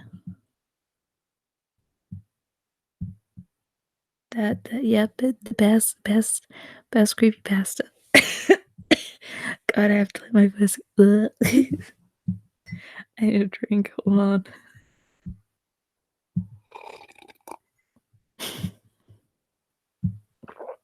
Oh, that's so much better.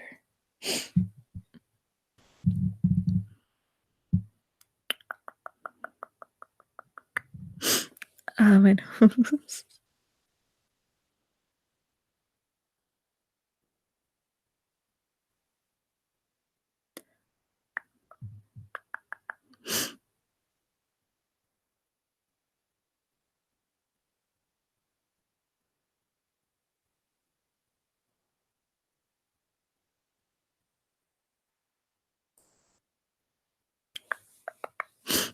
Oh, jeez.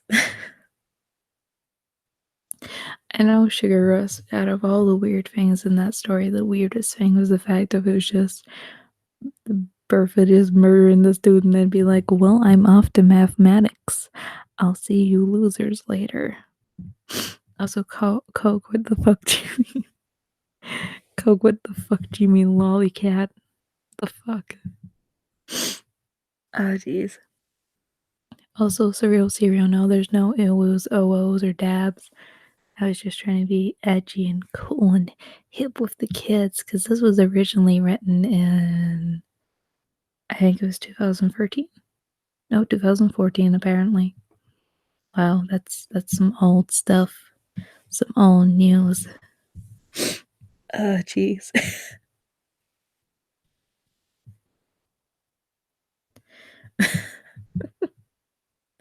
Oh, do you want to hear me gulping down that 7 Up? Damn, didn't know you were like that.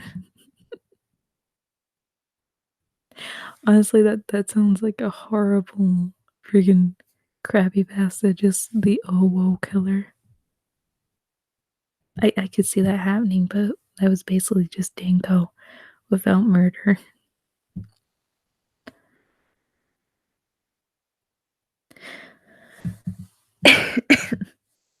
Also, sipping Coke. Goddamn, why must you do this? Why?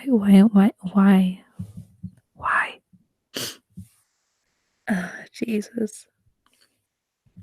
Cat, I dare you to make a video where you only say ooh ooh. I once recorded one and then I never used it because by that point, when I'd actually fucking done it, you know, it was way over.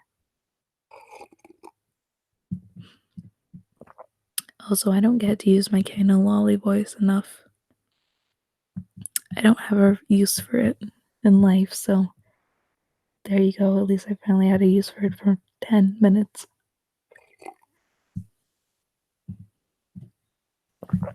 Slug slug.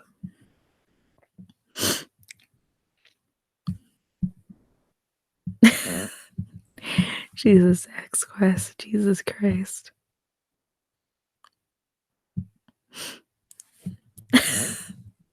Corporal. Again, that's another one that's sitting in a file. Do you know what? I know I've been really lazy lately on actually doing shit on the channel. And you know, I apologize for that because I got stuff sitting and then it's just me going like, I don't have the motivation to actually upload or do anything with this. And then it rots in hell with me in hell, but still in hell.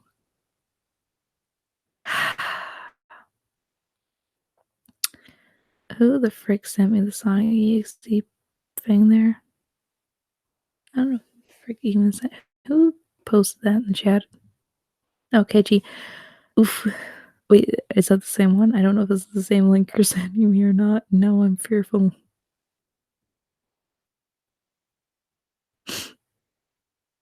Sugar Rush, no. Shush.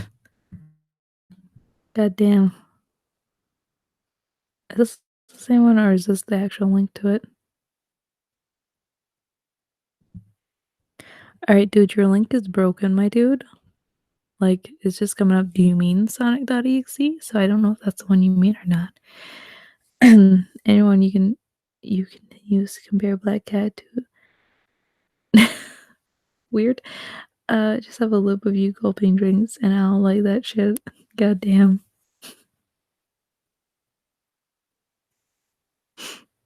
No, I enjoy Coke for like for real. I do enjoy doing stuff.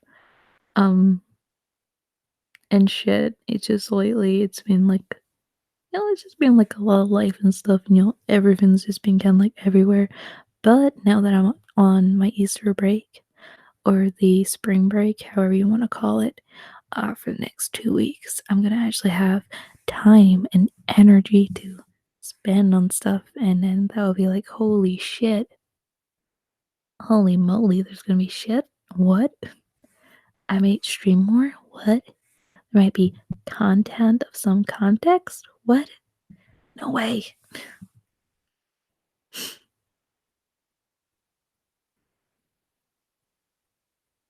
Zach's Quest, I will honorably attend that funeral.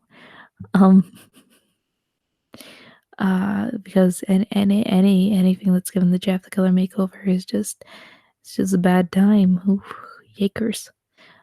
Also Sugar Rush, good night. Have a good one, dude.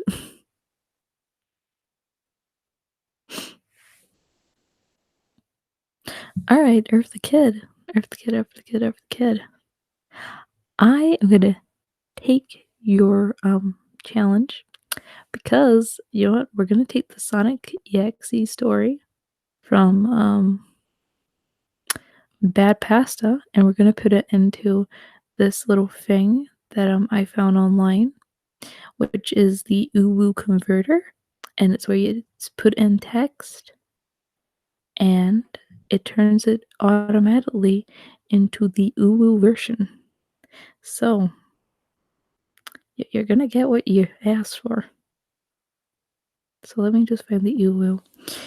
Uwu translator, I'm sure it's called.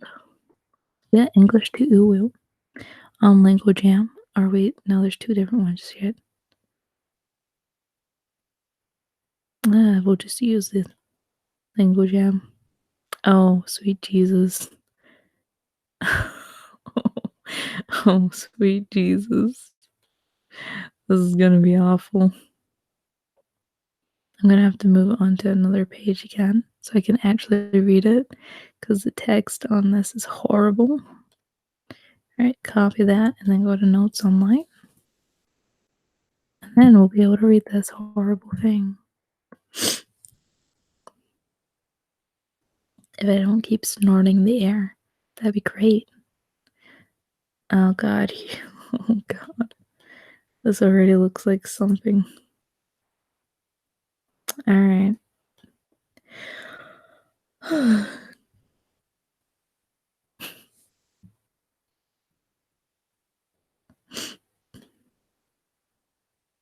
So Lux, I appreciate you thinking that. I don't know how.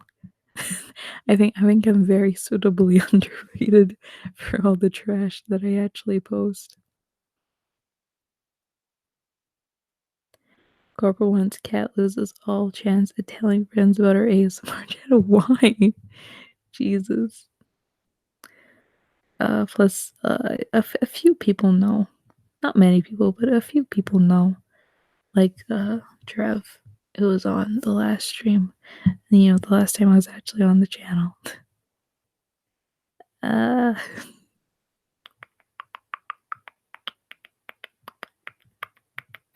oh, these always turn into cursed streams. Let's be real.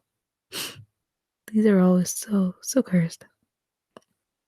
All right. So this is Sugar Rush. Jesus Christ. Oh wait, is it? Oh wait, I think this is overdone the limit of words on here.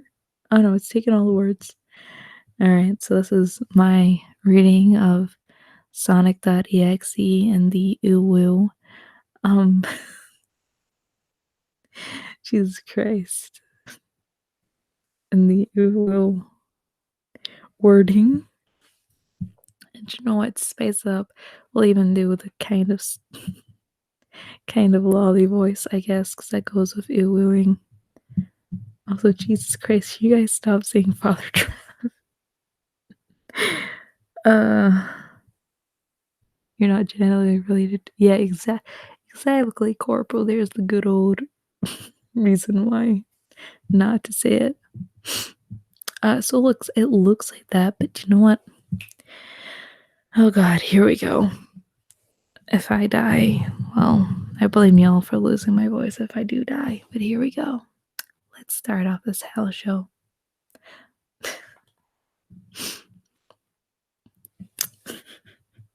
I'm gonna fuck this up so many times because I don't even think I can read this. How the hell? How? Oh God. Oh, how did I read this?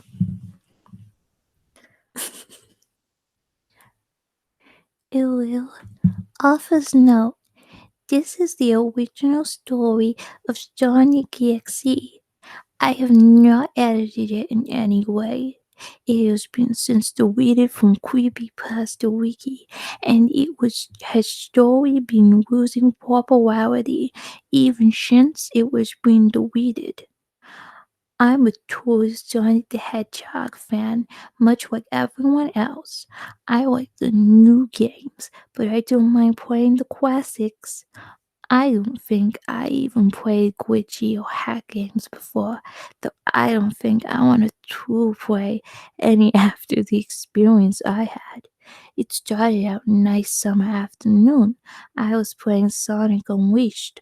I liked how we get to explore the challenges in it until I noticed out of my peripheral vision that the mailman had arrived and put something in my mailboxes. This is so janked up. I can't. There's so many W's. How does someone read so many W's? I feel like I'm gonna choke on my own saliva.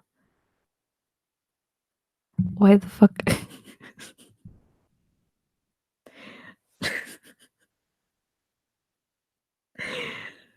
Hold on. Holy shit. What the hell is going on?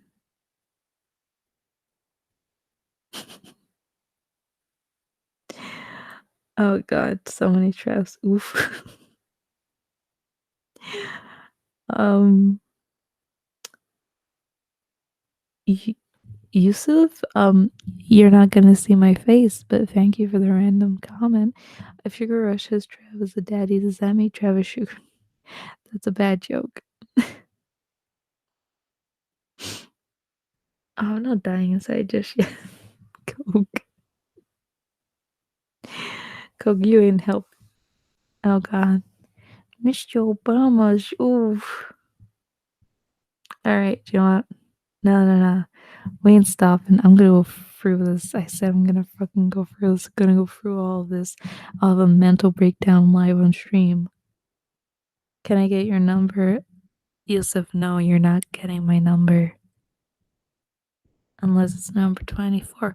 Oh, call back to an old stream. Yay. Alright. I'm gonna take a quick old slug because I'm gonna need it.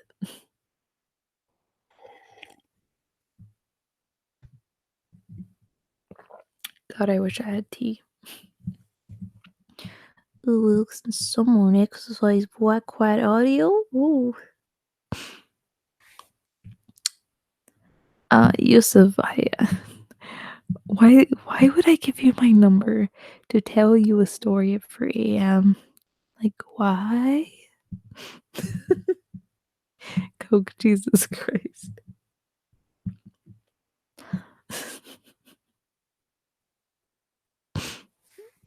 Oh no, I know you're not taking responsibility. I wouldn't blame anyone whatsoever if I just die. Alright, you know what? I'll read the chat at the same time. Oh no, I'm gonna mess up all my settings because I moved the wrong screen forward. This is what I get. This is what I deserve for moving things. Oh, can I not read the full screen? Oh no, I can. Alright, we're gonna go for gold. We're gonna try and do this and not die inside slowly, deeply, deftly.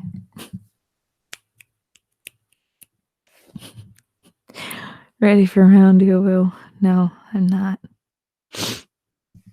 Uh,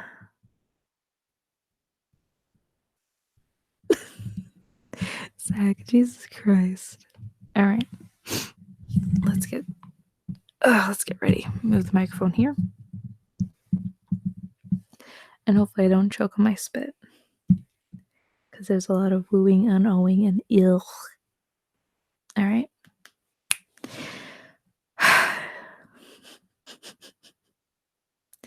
Start from the beginning. If I fuck up, who cares?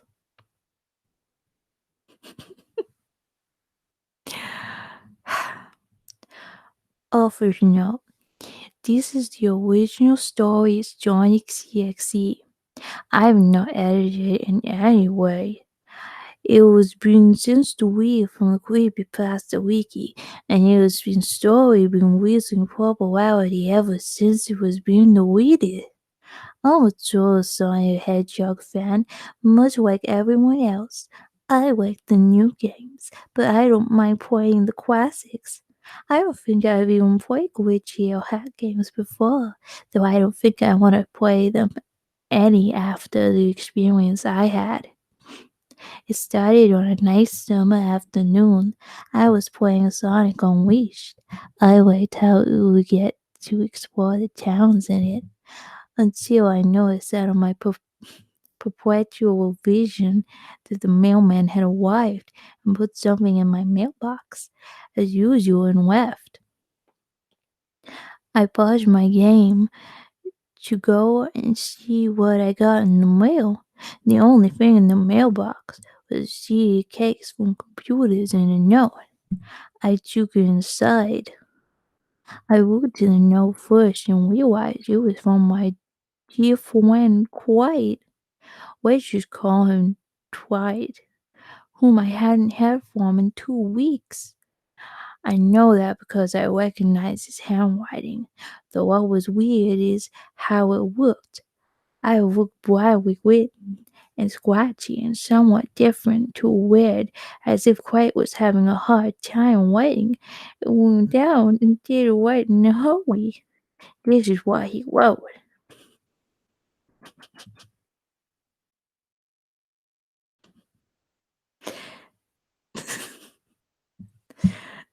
Charm. I can't take it anymore. I had to get rid of it somehow before it was too late, and I was hoping you would take it from me. I can't do it. He's after me, and if you don't destroy it, CD, he'll come after you too. He's too fast for me. Please tell him this white is good for shaking this before he comes after you too. It's too late for me. Just wait the disc, and you just wait him, but do it quick, otherwise he'll catch you. Don't even play the game. It's what he wants. Just destroy it, please, quiet. Oh, that was certainly weird, even though Quiet is my best friend, and I haven't seen him in 2 weeks.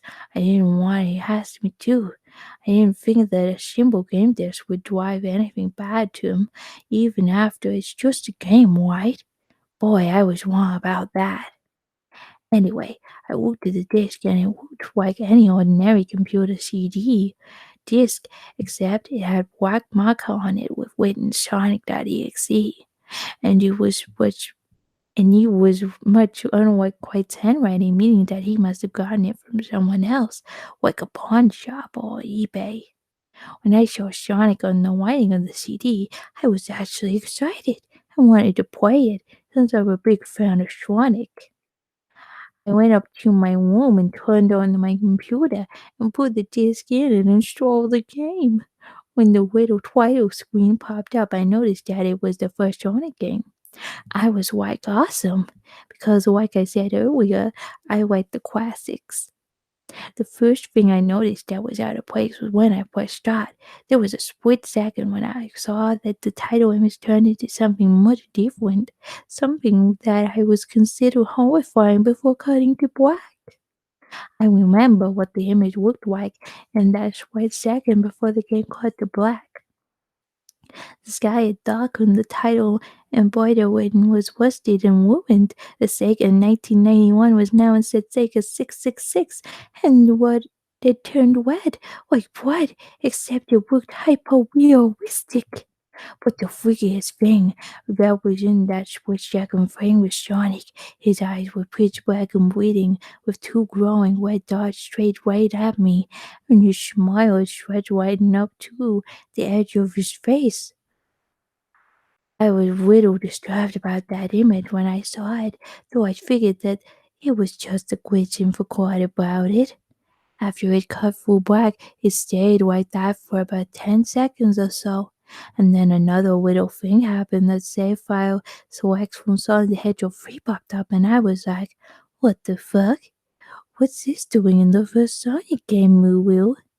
Anyway, then I noticed something off. The background was a dark, cloudy sky of the black Stardust Speedway river from Sonic CD, and then really only three shape files. The music was that creepy cavernous of widow music from Earthbound, only it was extended and seemed to have been in reverse. Ooh. And the image for the save file will see a preview of where we've been. I've just read static for all three files. What freaked me out more was the character shots. I've showed only Tails, Knuckles, and two. My surprise, Drucho Robotnik. Now I was sure something was up.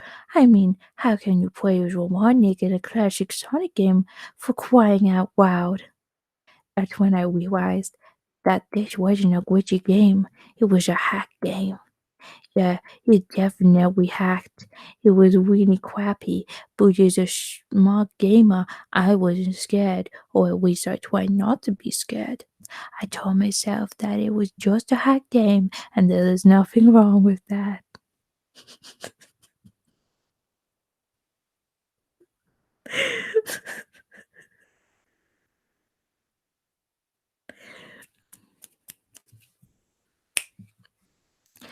Anyways, shaking off the creeped out feeling, I picked file 1 and chose Tails, and when I selected and got started, the game froze for about 5 seconds and I had a creepy pixelated laugh that sounded an awful lot like that careful guy from the Final Fantasy before cutting to black. The screen stayed black for about 10 seconds or more, and it showed the typical Weddle twiddle thing, except the simplistic shapes were different shades of red, and the text showed only Hello Act 1. The screen faded in and waved the title vanished for neighboring trails in the Green Hill Zone from Sonic 1. The music was different though. It sounded like a peaceful melody in reverse. Anyway, I started playing and had trails starting running like Hulu Throne in any of the classic Sonic games. What was odd was that his trails was running among the leaves through was nothing but fun ground around a few trees. For 5 minutes, that was when the peaceful music started to wound down into slow, deep tones very slowly. I kept going. I suddenly saw something and I stopped to see what it was. It was one of the little small animals lying dead on the ground bleeding. That was when the music started to turn slow down. Tails had a shocked and sad expression on his face that I'd never seen him have before, so I had him move along and he kept that worried look on his face. As he kept moving, I saw more dead animals and Tails move past them, looking more and more worried as the music were.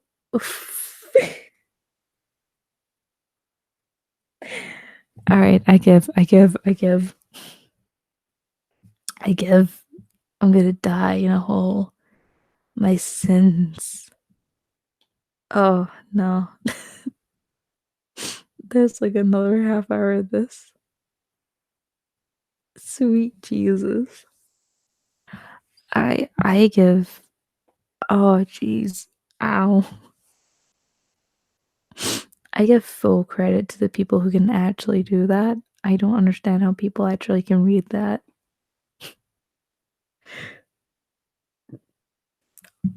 Pardon me, now I'm burping.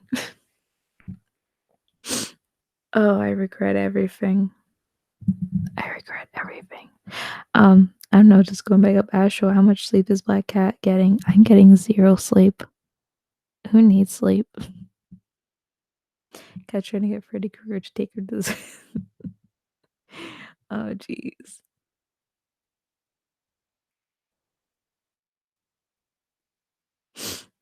Uh,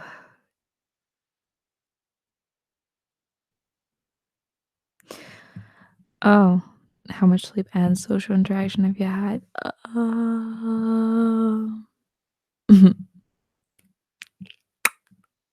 Define social interaction and define sleep, and that'll tell you.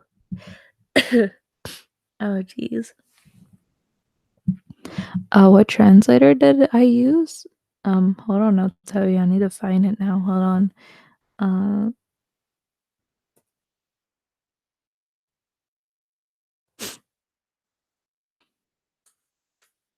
Uh, I just used the Lingo Jam. So lingojam.com/English to woo, as in UWU, not OWO, is the one I use, but I know there's a whole bunch of them out there.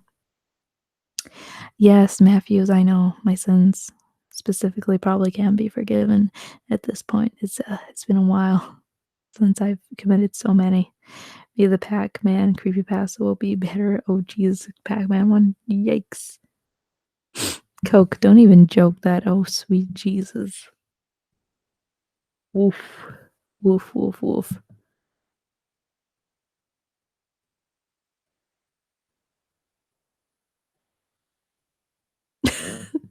Wow, Solix, thank you.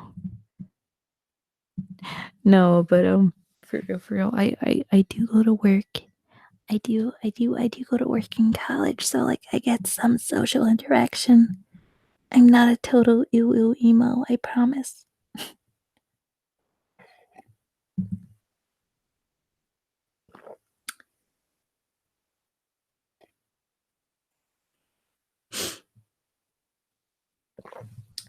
Oh jeez. All right. This was probably a bad idea to do when I was already feeling sick. But hey ho. At least you know I'm alive to an extent. Oh yeah, Scorpio. Please tell me what I can do to change your mind. Please no. I'm sorry, forgive me, please.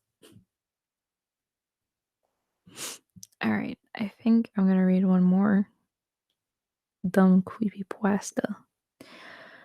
And since I got the two horrifying depictions on the screen, I may as well do one of those. And I'm probably better doing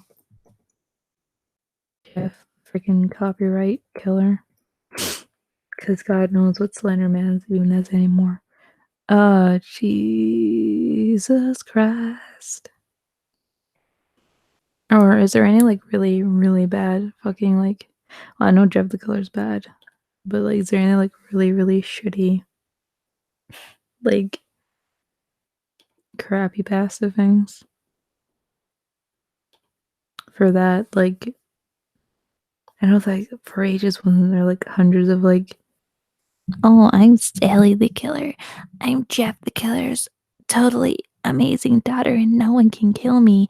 And I also live in a mansion with Slenderman and all the other proxies.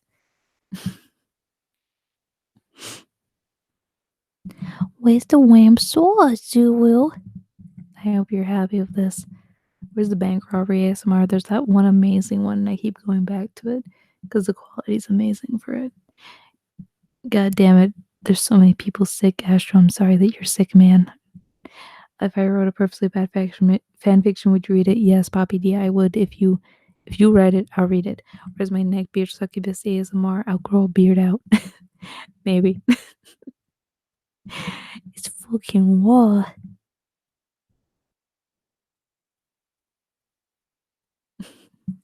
God, what is this anymore? Oh, Coke the Killer, the Forgotten, Jeff the Killer brother. I could see that being something. Coke the Killer, he did so much cocaine he forgot about his brother Jeff. But once he seen that distorted face, he knew who he was. Dun, dun, dun, dun. Is this where I start? Is this where I should start confessing some cringy shit from when I was in the creepypasta fandom, or is that too real?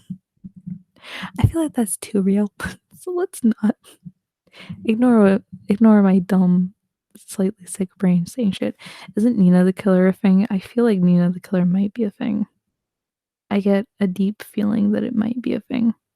Simba the Killer, I totally believe that's real for all the things that he said at this point.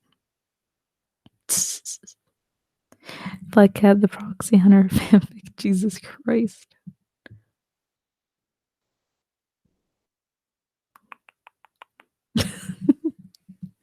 Matthews, goddamn. That is a terrifying idea. Uh, Black Cat the Uwu Hunter. Where she just goes, ew, woo, woo, woo, woo, woo, woo, woo, woo, woo.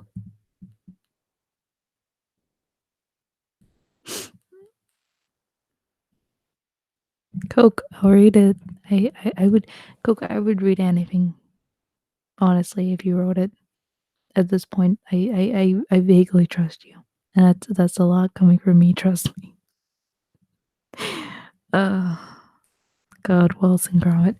Yeeks. Yeeks, yeeks, yeeks, yeeks, yeeks. But no. Yeah. I don't know what I mean to say. This is so helpful. Or you're at that point where your brain just kind of like, was I saying something or not, right? Nina the Killer. That sounds so familiar. Oh, sweet Jesus, it is. Oh, God. Well, hello there. You're gonna be red. Oh, God, what? Oh, God. How is there an actual story here? Or is that just like a? I don't know. There's a story. God, that was a big old sniff. Oh God, now, oh God, looking down here. Oh God, and that clockwork is somehow linked with this character. Like I remember Jane the Killer vaguely. Clockwork, like I said earlier, I've never heard the frick out of this thing, person, people. Sugar Rush, yes, I would read something you wrote too.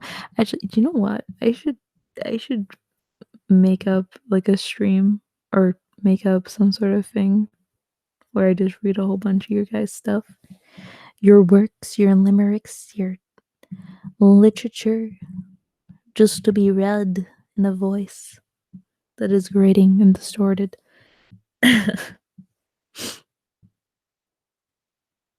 Confess one cringy story from your creepypasta days and we will consider you redeemed. Ooh. Have you seen all the first art of Jeff the Killer? If you mean the shit that used to be posted all over like DeviantArt, especially in the day, then oof. I saw my fair share of that shit and it's ooh. Ooh. You can't handle me at my own will, you don't show me at my ooh woo.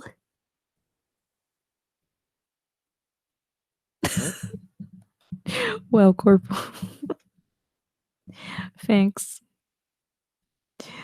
Don't do her. Is the character that bad? I don't know what the character's like.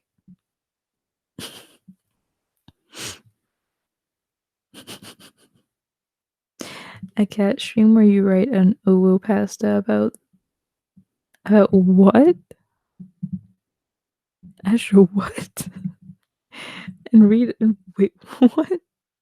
About that shithole? What shithole? Jeff the Killer used to be the shit. I admit that on my worst days I dream a lot. We all have our dark secrets. Oh, girl, we all drew creepypasta shit. Oh God. I sweep woo woo, I wakies, oh whoa. Ooh. Oh God. Is that how bad it is? Ooh. Oh god, that jean shed though. All right, I let's just do one admission. If I am redeemed for admitting, because I know the website's no longer up anyway. Oh yeah, we're going there. Um, what year would it have been?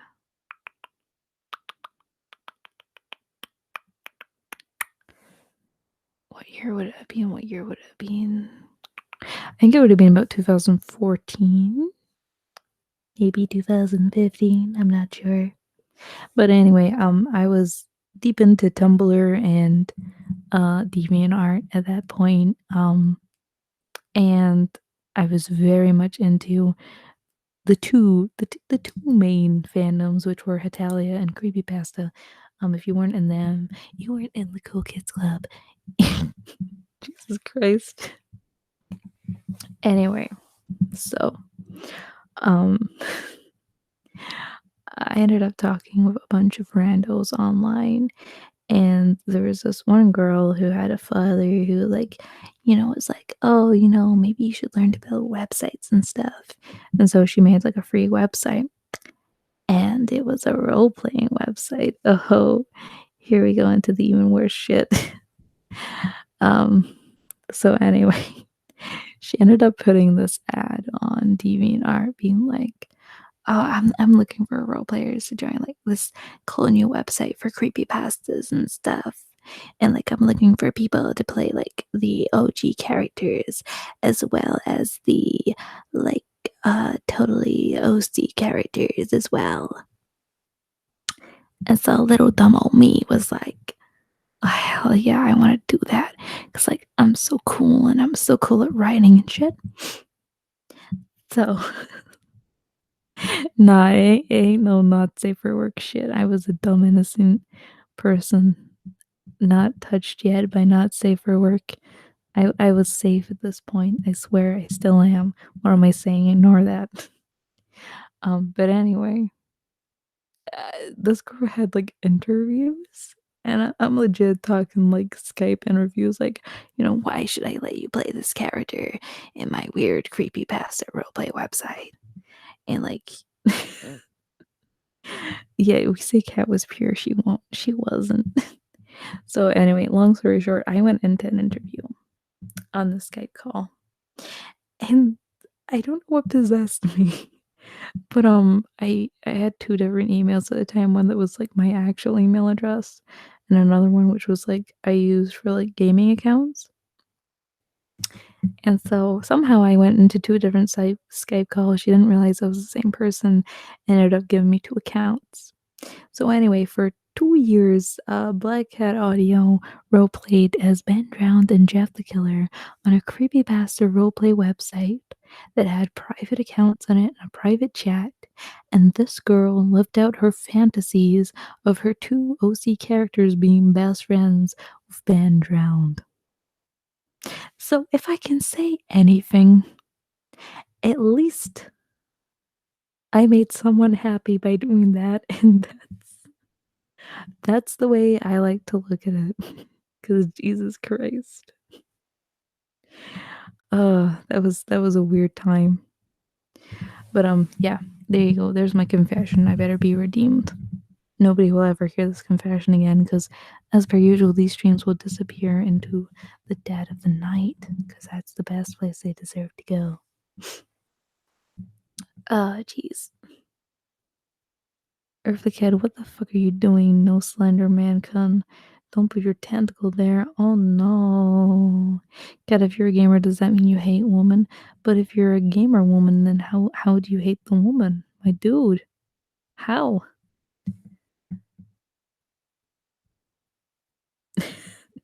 No Slenderman. Oh god, Sugar Rush, why you doing this? I hope I didn't help her fall further into insanity, because apparently that girl was training to be a nurse. And when I say girl, she was apparently in her 20s when she was originally doing those role plays, and I was not 20. So I honestly hope the best for that woman, because just one day she just up and abandoned everything online. All of her accounts went to private, and then she never returned. So I hope for the best for that chick, wherever she is now. At geez, she must be 26. Jesus Christ, that's life for you. Anyway, jeez.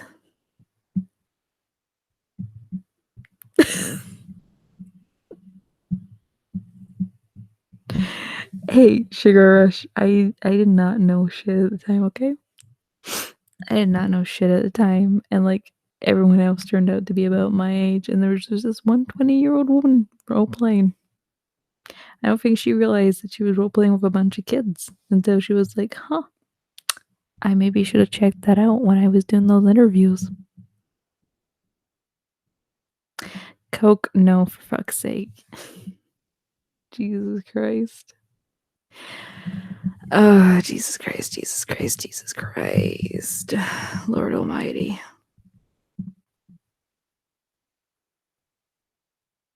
Oh, of course. Of the kid, what strange thing are you doing right now? I'm slightly terrified.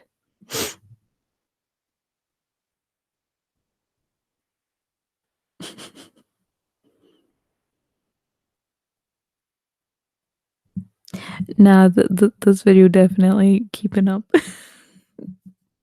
This has just been a cringe fest. A fun cringe fest, but a cringe fest.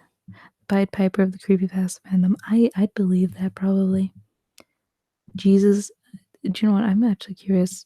There must be some sort of weird Jesus or God creepypasta, right? God, I feel so bad for this microphone. Every time I'm just like sniffing right into it. Not into it. God, that came out wrong. I agree with that. So just Jesus 2.0. What the frick is this? Creepypasta presents Jesus 2.0. Written by Sandra something. This is not the creepypasta website I know. What fucking creepypasta website is this? Oh no. Oh no. Oh no, I know who runs this website now. Okay. Well, I'm just gonna leak this website right now. um Caddick Slenderman in the facility ASMR. Irv, don't do this to me. Don't do me like that. Don't do me like that. Coke, don't hate yourself, please.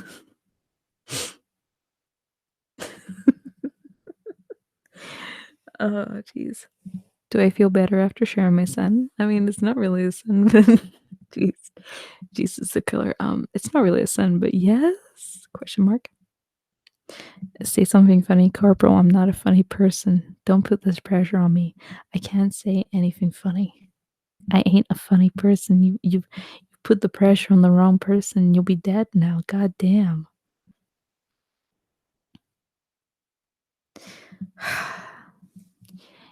Emo, edgy, ooh woo, black quad audio, X emo reader, my ooh woos. It was a sunny day when I was walking down the street when suddenly, oh, I bumped into someone. Oh my god, it was black quad audio. Oh, and she whispered in my ear in her Scottish accent.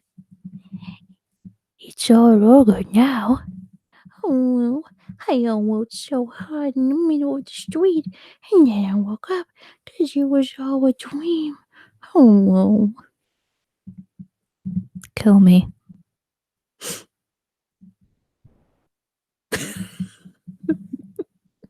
Matthews, Jesus Christ, that's a quote, I guess. Jesus gets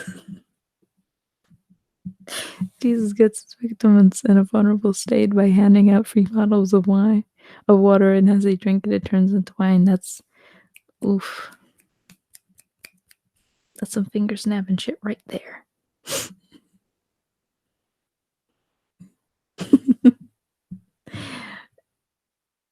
For fuck's sake, edgy black cat. Solix. You guys are all just doing me horribly right now. fair enough, and fair enough.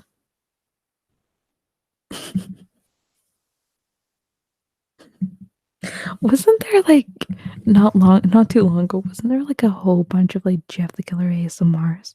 I say not long ago, and it's probably been, like, a couple of years. Like, I don't know, I get this strange feeling that there was, like, a bunch of, like, Jeff the Killer ASMRs for a while. I don't know why I get that feeling. I'm sure there was just, like, a moment where it was just, like, a bunch were made, and then it just kinda died out slowly. Uh, Dildo Duck Stan, I had tried to do it before, and, the recording didn't come out super well. So probably not, but maybe.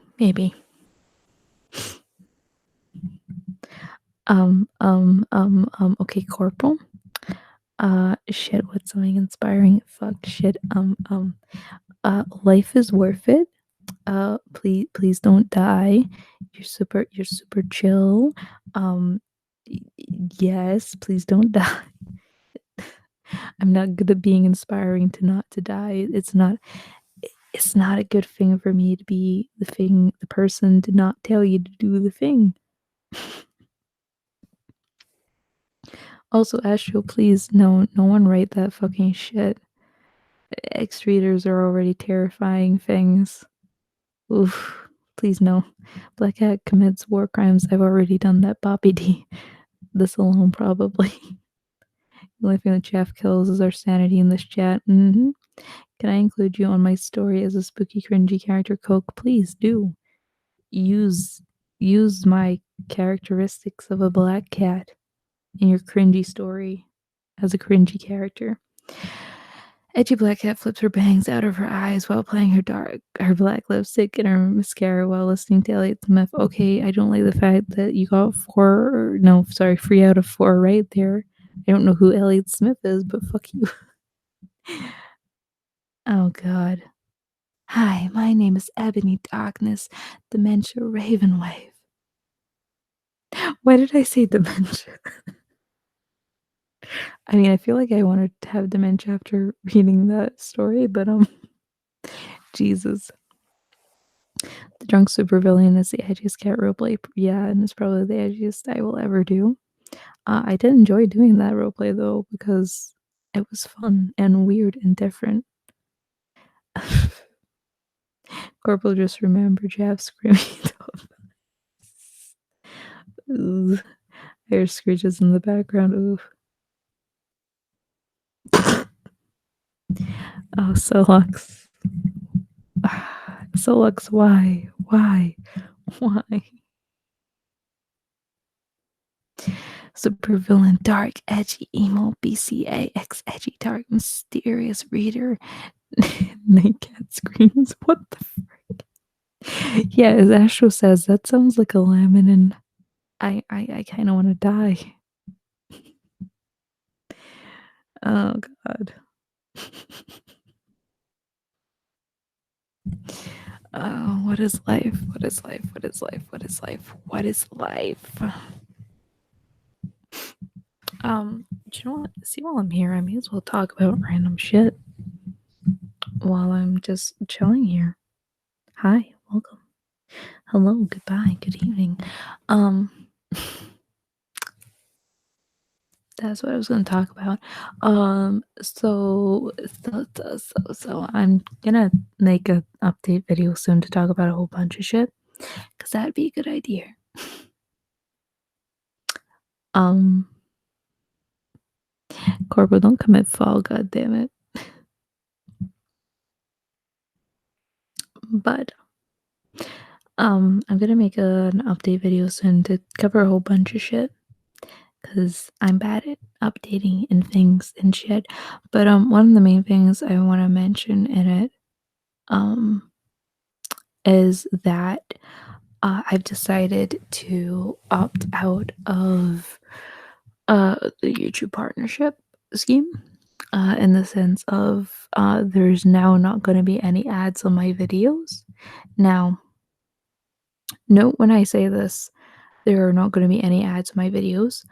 Note that what I mean is I am not putting any ads in my videos. I am not monetizing any of my videos anymore. However, videos that have copyright music or that have been claimed for whatever reason, because yesterday, um, after being up for over a year, my cam harm video got claimed because I forgot that I put Animal Crossing music in it. But I'll give the video credit. It lasted near enough a whole year, um, without getting claimed. So like videos that have been claimed by other companies, well, of course, have adverts on them because I can't stop them from doing that. Unfortunately, I wish I could, but I can't. um, yeah. And my main reason for removing all monetization from the channel is that I don't see the point? Question mark. um, don't get me wrong. I love doing videos and stuff, but I just don't see the point in trying to make any money off it because it's not fun when I look at it like that. I don't know how to explain this. this this is why I was gonna do it in an update video as well, so I actually have like a proper written out thing, and I don't talk out on my ass, which would be a good idea. But basically, by the time that I'd get the tax forms filled out, I'd have to claim myself as a small business and everything else. By the time I did all of that, um, it would be pointless to try and do anything with the exactly with the 5 pence a year. And my other thing is it's kind of just shitty getting fucking emails from fucking YouTube kind of being like, oh, your video's been claimed. Good luck next time. um, and all that shit. And yeah, I've just kind of decided fuck all that shit. And it's not fun when you're trying to fucking chill out to ASMR because when I listen to ASMR, I get fucking annoyed as shit when I'm listening to like a playlist. And like, it'll be like one video will just end and it'll be like, welcome to YouTube Red and all this other shit. And you're just like, huh.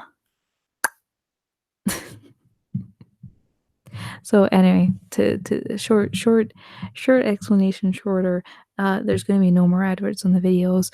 I'm gonna try my best not to use copyright content so I don't get claimed all over the place.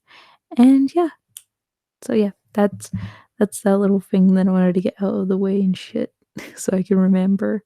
Cause later on, I'll hopefully remember. Oh, I said something important in that live stream, and I'll watch it back and I'll go, oh yeah, I was gonna do that thing.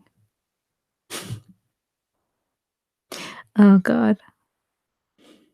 Anyway, wait, Roblox in Black Cat. Ooh, Roblox. Eesh. That's a thing. Cat settles a copyright claim ASMR.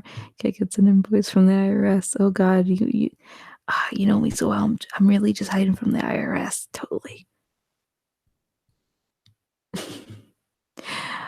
Cat, do you ever think that if any of the people in the chat dies, you would never know? Like it will just seem like the person just stopped watching you.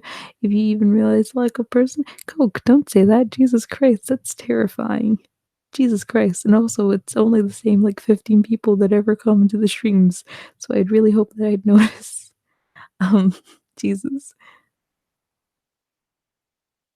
Cat settles a copyright claim with a garbage bag and a shovel. Oh totally. That would be a great one.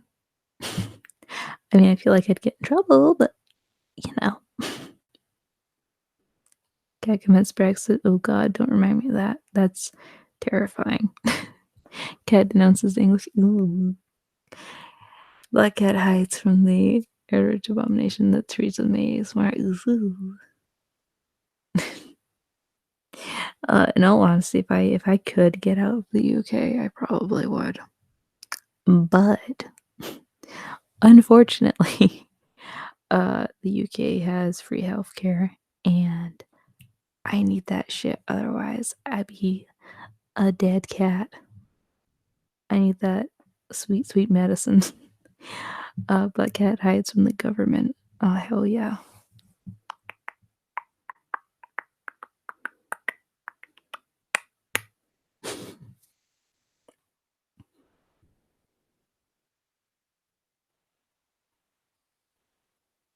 Or if the kid, now, see, you're speaking my language now, cat softly and sensually beats Strodius to a bloody pulp to escape the facility.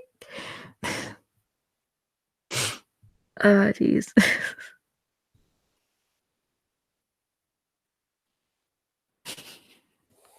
I don't know how I've ended up here in this state, but yeah. I don't know how all you people in the chat and watching ended up here. How you ended up finding this god-forsaken channel. But I'm glad you did, because you guys are all chill and shit, and yeah, it's fun being able to just do these random live streams and be able to just be a dorky idiot for a while and know that there's other people who will make fun of the dorky idiot and go, haha, funny, but not in a funny way. Yeah, we'll go with that one. We'll go with that. Am I secretly Russian? No. That is a very random question, but no. I'm not sweating at all or panicking. Black Cat beats the listener to make them forget her sins. I would never. Just drink the drink next to you. It's fine. It's safe. You want a similar level of long waits for medicine, just come to Canada. But immigration, my dude, that would take millions of years now. But for real, the UK's fucked at the moment, but it's not too bad. I mean, it's not America. Ha ha ha ha. That joke never gets old.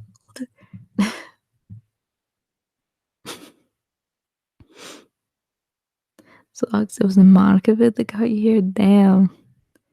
Damn. That video was oof, that video was something else.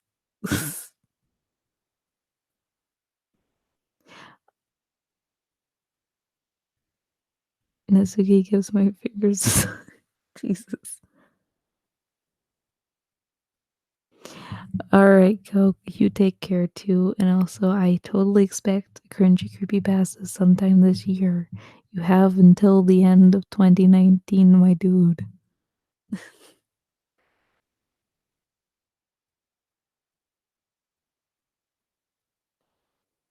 Oh god, Matthew the Stalker. Serious dang. Dang a lang a lang dude. We have a Cabbage Patch Kid of a corn silk hair. He did come over to the UK, and I did see that silken corn hair from afar. By afar, I mean in a car that was driving past his car. No, but for real, God, when he came over here, there were a lot of angry people in the streets, and they weren't happy. They were not happy. Um,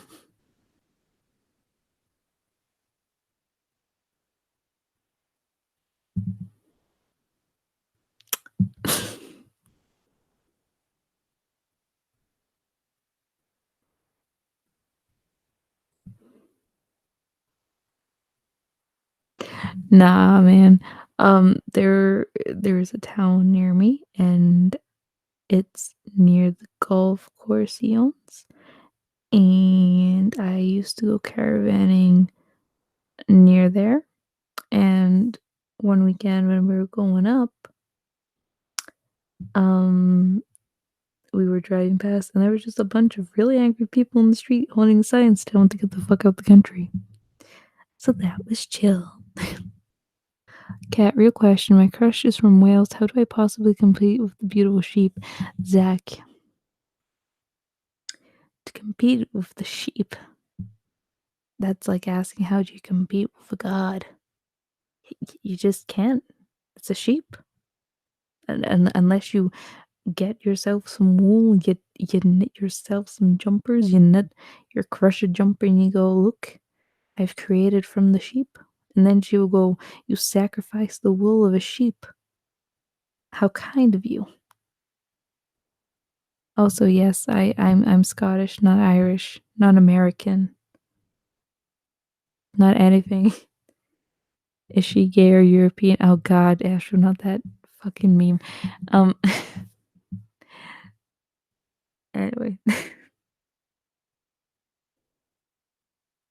Does Black Cat Audio is gay? Ooh, question mark. Oh god, you gotta beep beep like a sheep, beep beep like a sheep. Oh god, Josh. Hi. How's Nick guy? I never heard from Nick again after that um incident.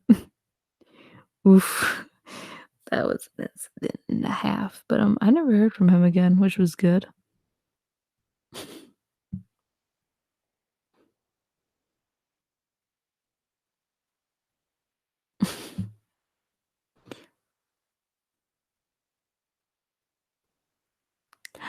Um, I don't know. I fucking haven't been on a very creative streak lately. I didn't even think of St. Patrick's Day. In all honesty, I kind of forgot it was a thing. Cause like I don't know, we don't celebrate. Like I literally went out for dinner that night and there was just nothing on. Just went out for a meal with my parents and it was kind of like, well, everything's quiet. Nothing St. Patty's going on here. I got a cat and she's cloning it at the end of the night. It's you I'll be holding something Bruno Mars. I don't remember the rest of it. Cat Scottish ASMR. I is there any point in me really doing a Scottish ASMR? I mean, what would I even talk about? I mean, oh, it's all over now. I mean, I could read the whole Shrek script, I guess, but that'd be getting a little bit boring now, wouldn't it? I mean, hey, Earth the Kid, it's not like St. Pat's is only like once a freaking year. I ain't gonna die in a year, or I hope I won't die in a year. Maybe I will. Who knows? Who knows? Hey, Kat, can you make another Eclipse ASMR? Maybe a part two of the one where Eclipse gives you shelter. I've not watched Star vs. the Forces of the Universe for so long. I don't know what's even going on in that show anymore. Um,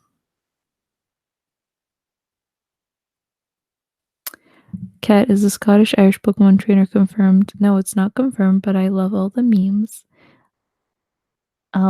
They're interesting. Would you ever RP one of the Persona characters? I've been asked to do a Persona ASMR, but I'm being really lazy about it because I'm still to read up on this stuff because I'm a horrible person and I don't do things properly. Female William Wallace versus Long. God damn.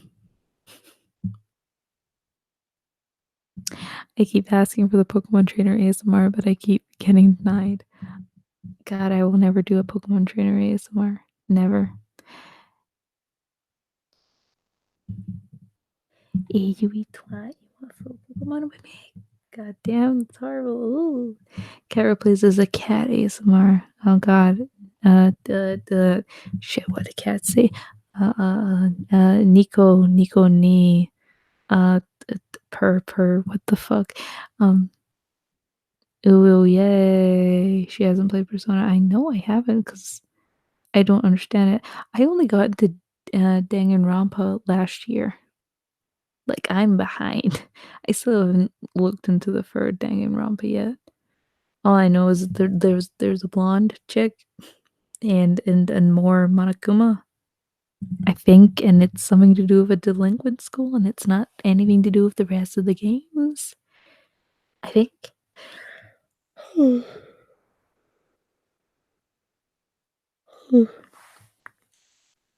Pardon me.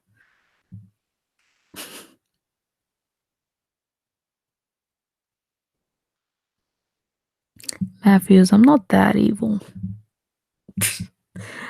God. God, it's season 4 already airing. Jeez, I'm behind, man. Cat replaces cat part 2 ASMR. You hear scratching and litter kicking. God damn Astro.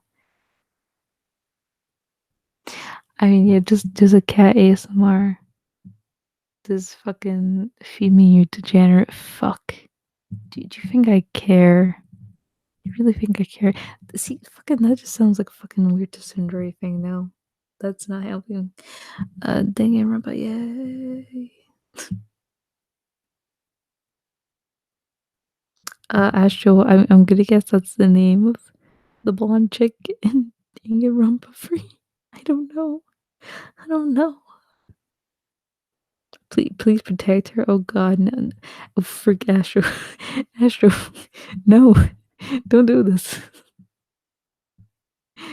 Um, I will protect whoever it is.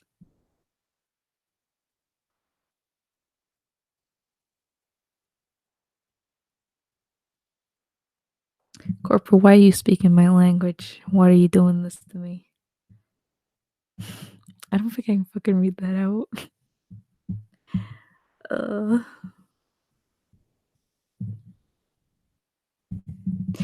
I might have missed it, but it's wild that Cat has only done one cat girl roleplay and it's in Japanese. Oh God, it's in horrible broken Japanese. Horrible, horrible broken Japanese that I cannot speak properly. Oh God. And also, all I remember about that was one fucking time some dude was like, "Hey, could you do like a trap ASMR where you're like a cat girl?" And I was just like, "Well, fuck you. I'm just gonna fucking do a really shitty one." I don't know why.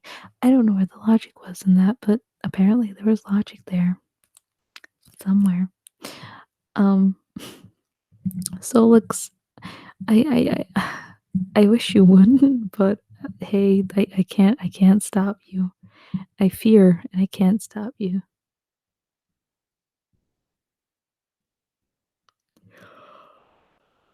Sugar, please don't. Oh God.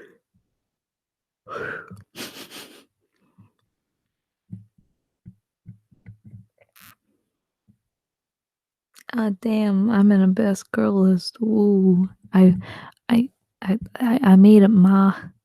I made it. I got an award. Ah. Oh fuck, a reader insert. Ooh. Oh God. I do not get reader inserts. I mean, that's rich. Do you know what? Let me reword that. Me saying that I don't get reader inserts. Pause for a second.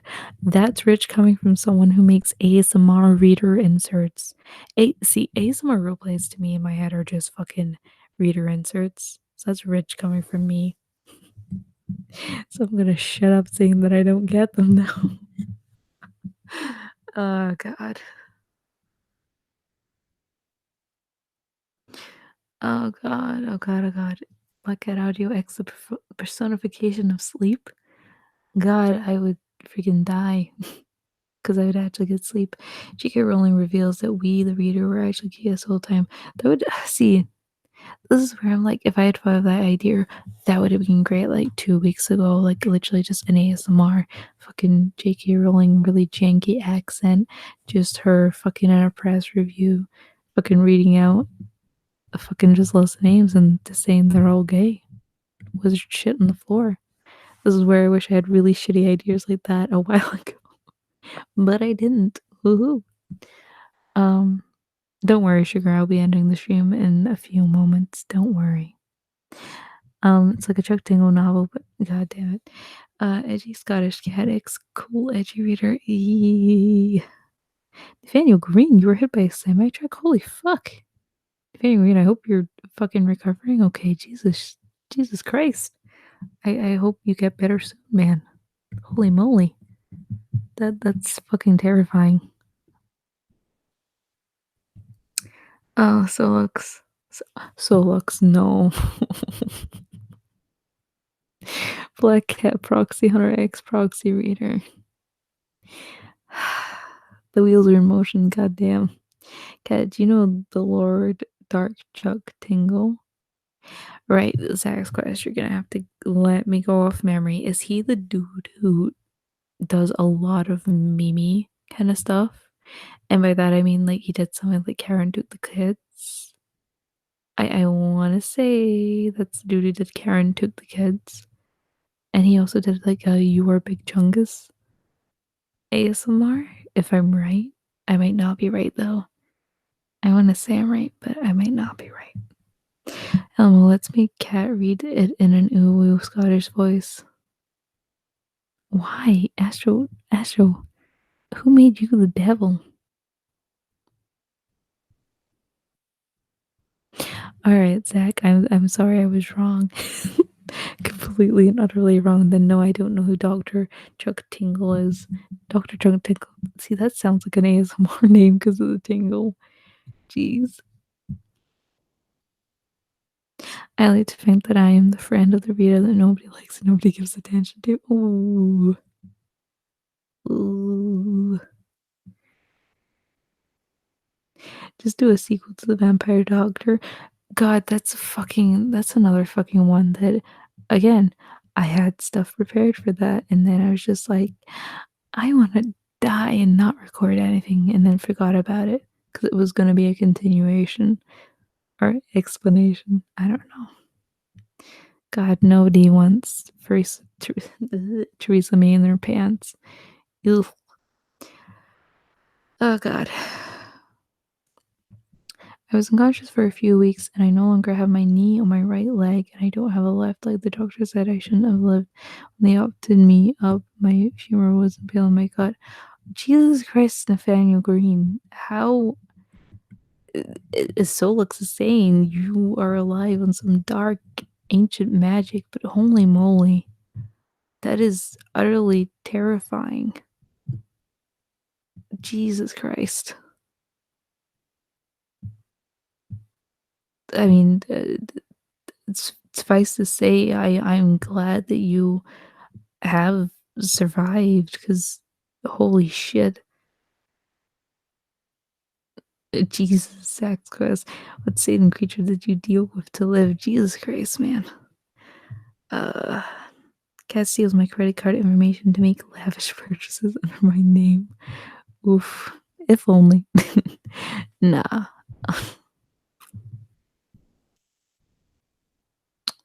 He is the proxy reader. God damn it.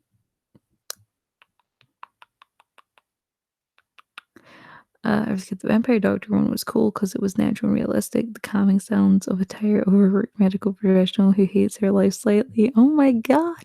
I'm glad you picked up on those subtle vibes. But for real, I remember recording. Fuck, I remember recording that at like 3 a.m. one morning, and I remember it was 3 a.m. because I had an essay due at 4 a.m. and I just finished writing it up and then being like, okay, I'm gonna quickly record that video that I was thinking about, and then I'll be done.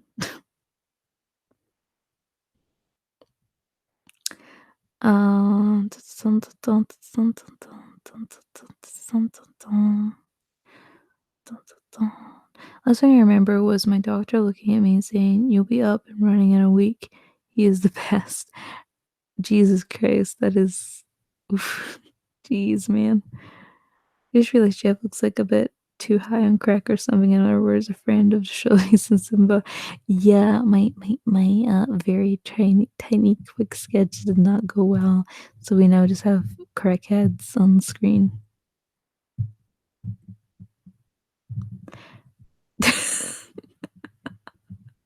God, calling him out. No, you only like the sucking sounds.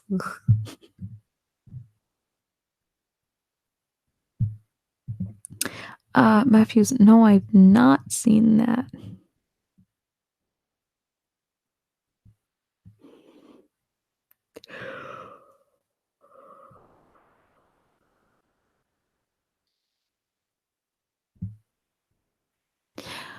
Alrighty. It is now currently 2:03 a.m.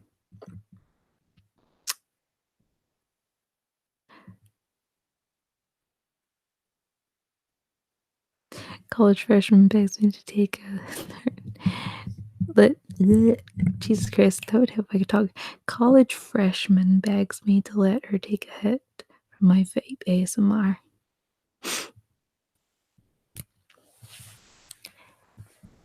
Come on, Geode. Come on. You know, no one's gonna catch me using your vape. I'll be real quick. Just let me take a hit. Oh, come on. I'll pay you. I'll pay you like $10. Let me take a let me just take a hit from your vape. Come on. I forgot my jewel at home. Just let me take a hit. I'm sure someone's probably done that like a million times by now. And there's also like 20 like TikToks and freaking whatever else at this point. Yes, Matthews, Cat Goes to Sleep ASMR will be happening in the next 2 minutes with no audience, no audio recording, just Black Cat on her own, and God knows what this voice is turning into. What time is it? The time of our lives. It's spring vacation. ASMR Cat fucking breaks your legs. God fucking damn. Nathaniel, goddamn. Jeez. Oh, jeez, man. Oh, God.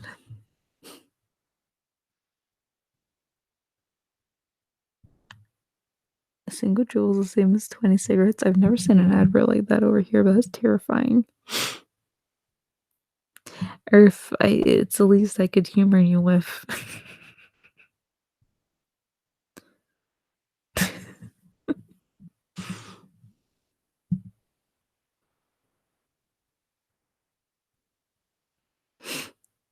Matthew, don't even joke about that, man. Of course, his father. God.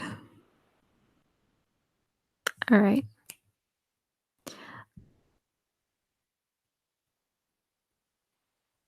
I'm gonna go crash the frick out. But like I said, it is now spring vacation. I have around 2 weeks off between catching up with all those goddamn freaking things that I need to finish off to finish year one of college. I am going to be finishing editing, recording, and getting stuff actually fucking uploaded for once in my life. Instead of being like, oh, that thing, I forgot about it, whoopsie doopsie. And the other thing is, I'm hoping that I will be able to stream a bit more. Pardon me, that was so loud. Of a burp, goddamn. But hopefully I'll be able to stream a little more. I'm hoping to do a lot more stuff in the community tab, as in like live polls or polls about the live stream. Because I'd like your input on what you'd like to actually see on these streams instead of me just coming up here and being like, okay, we're doing this and only this, and that's the end of it. So yeah, that's all I've got to say right now. I will. Oh God, no! Don't fucking ASMR Dress brings Astral's like Astral. Goddamn. Goddamn. But anyway, so. Oh God, Earth Kid, I hope my voice gets added to the Big Bang Theory laugh track. That's a dream.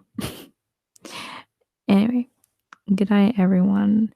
Hope you have an amazing night, an amazing day, whatever time it is, wherever you are. And I will be seeing you probably very soon. Have a good one, and thanks for hanging out.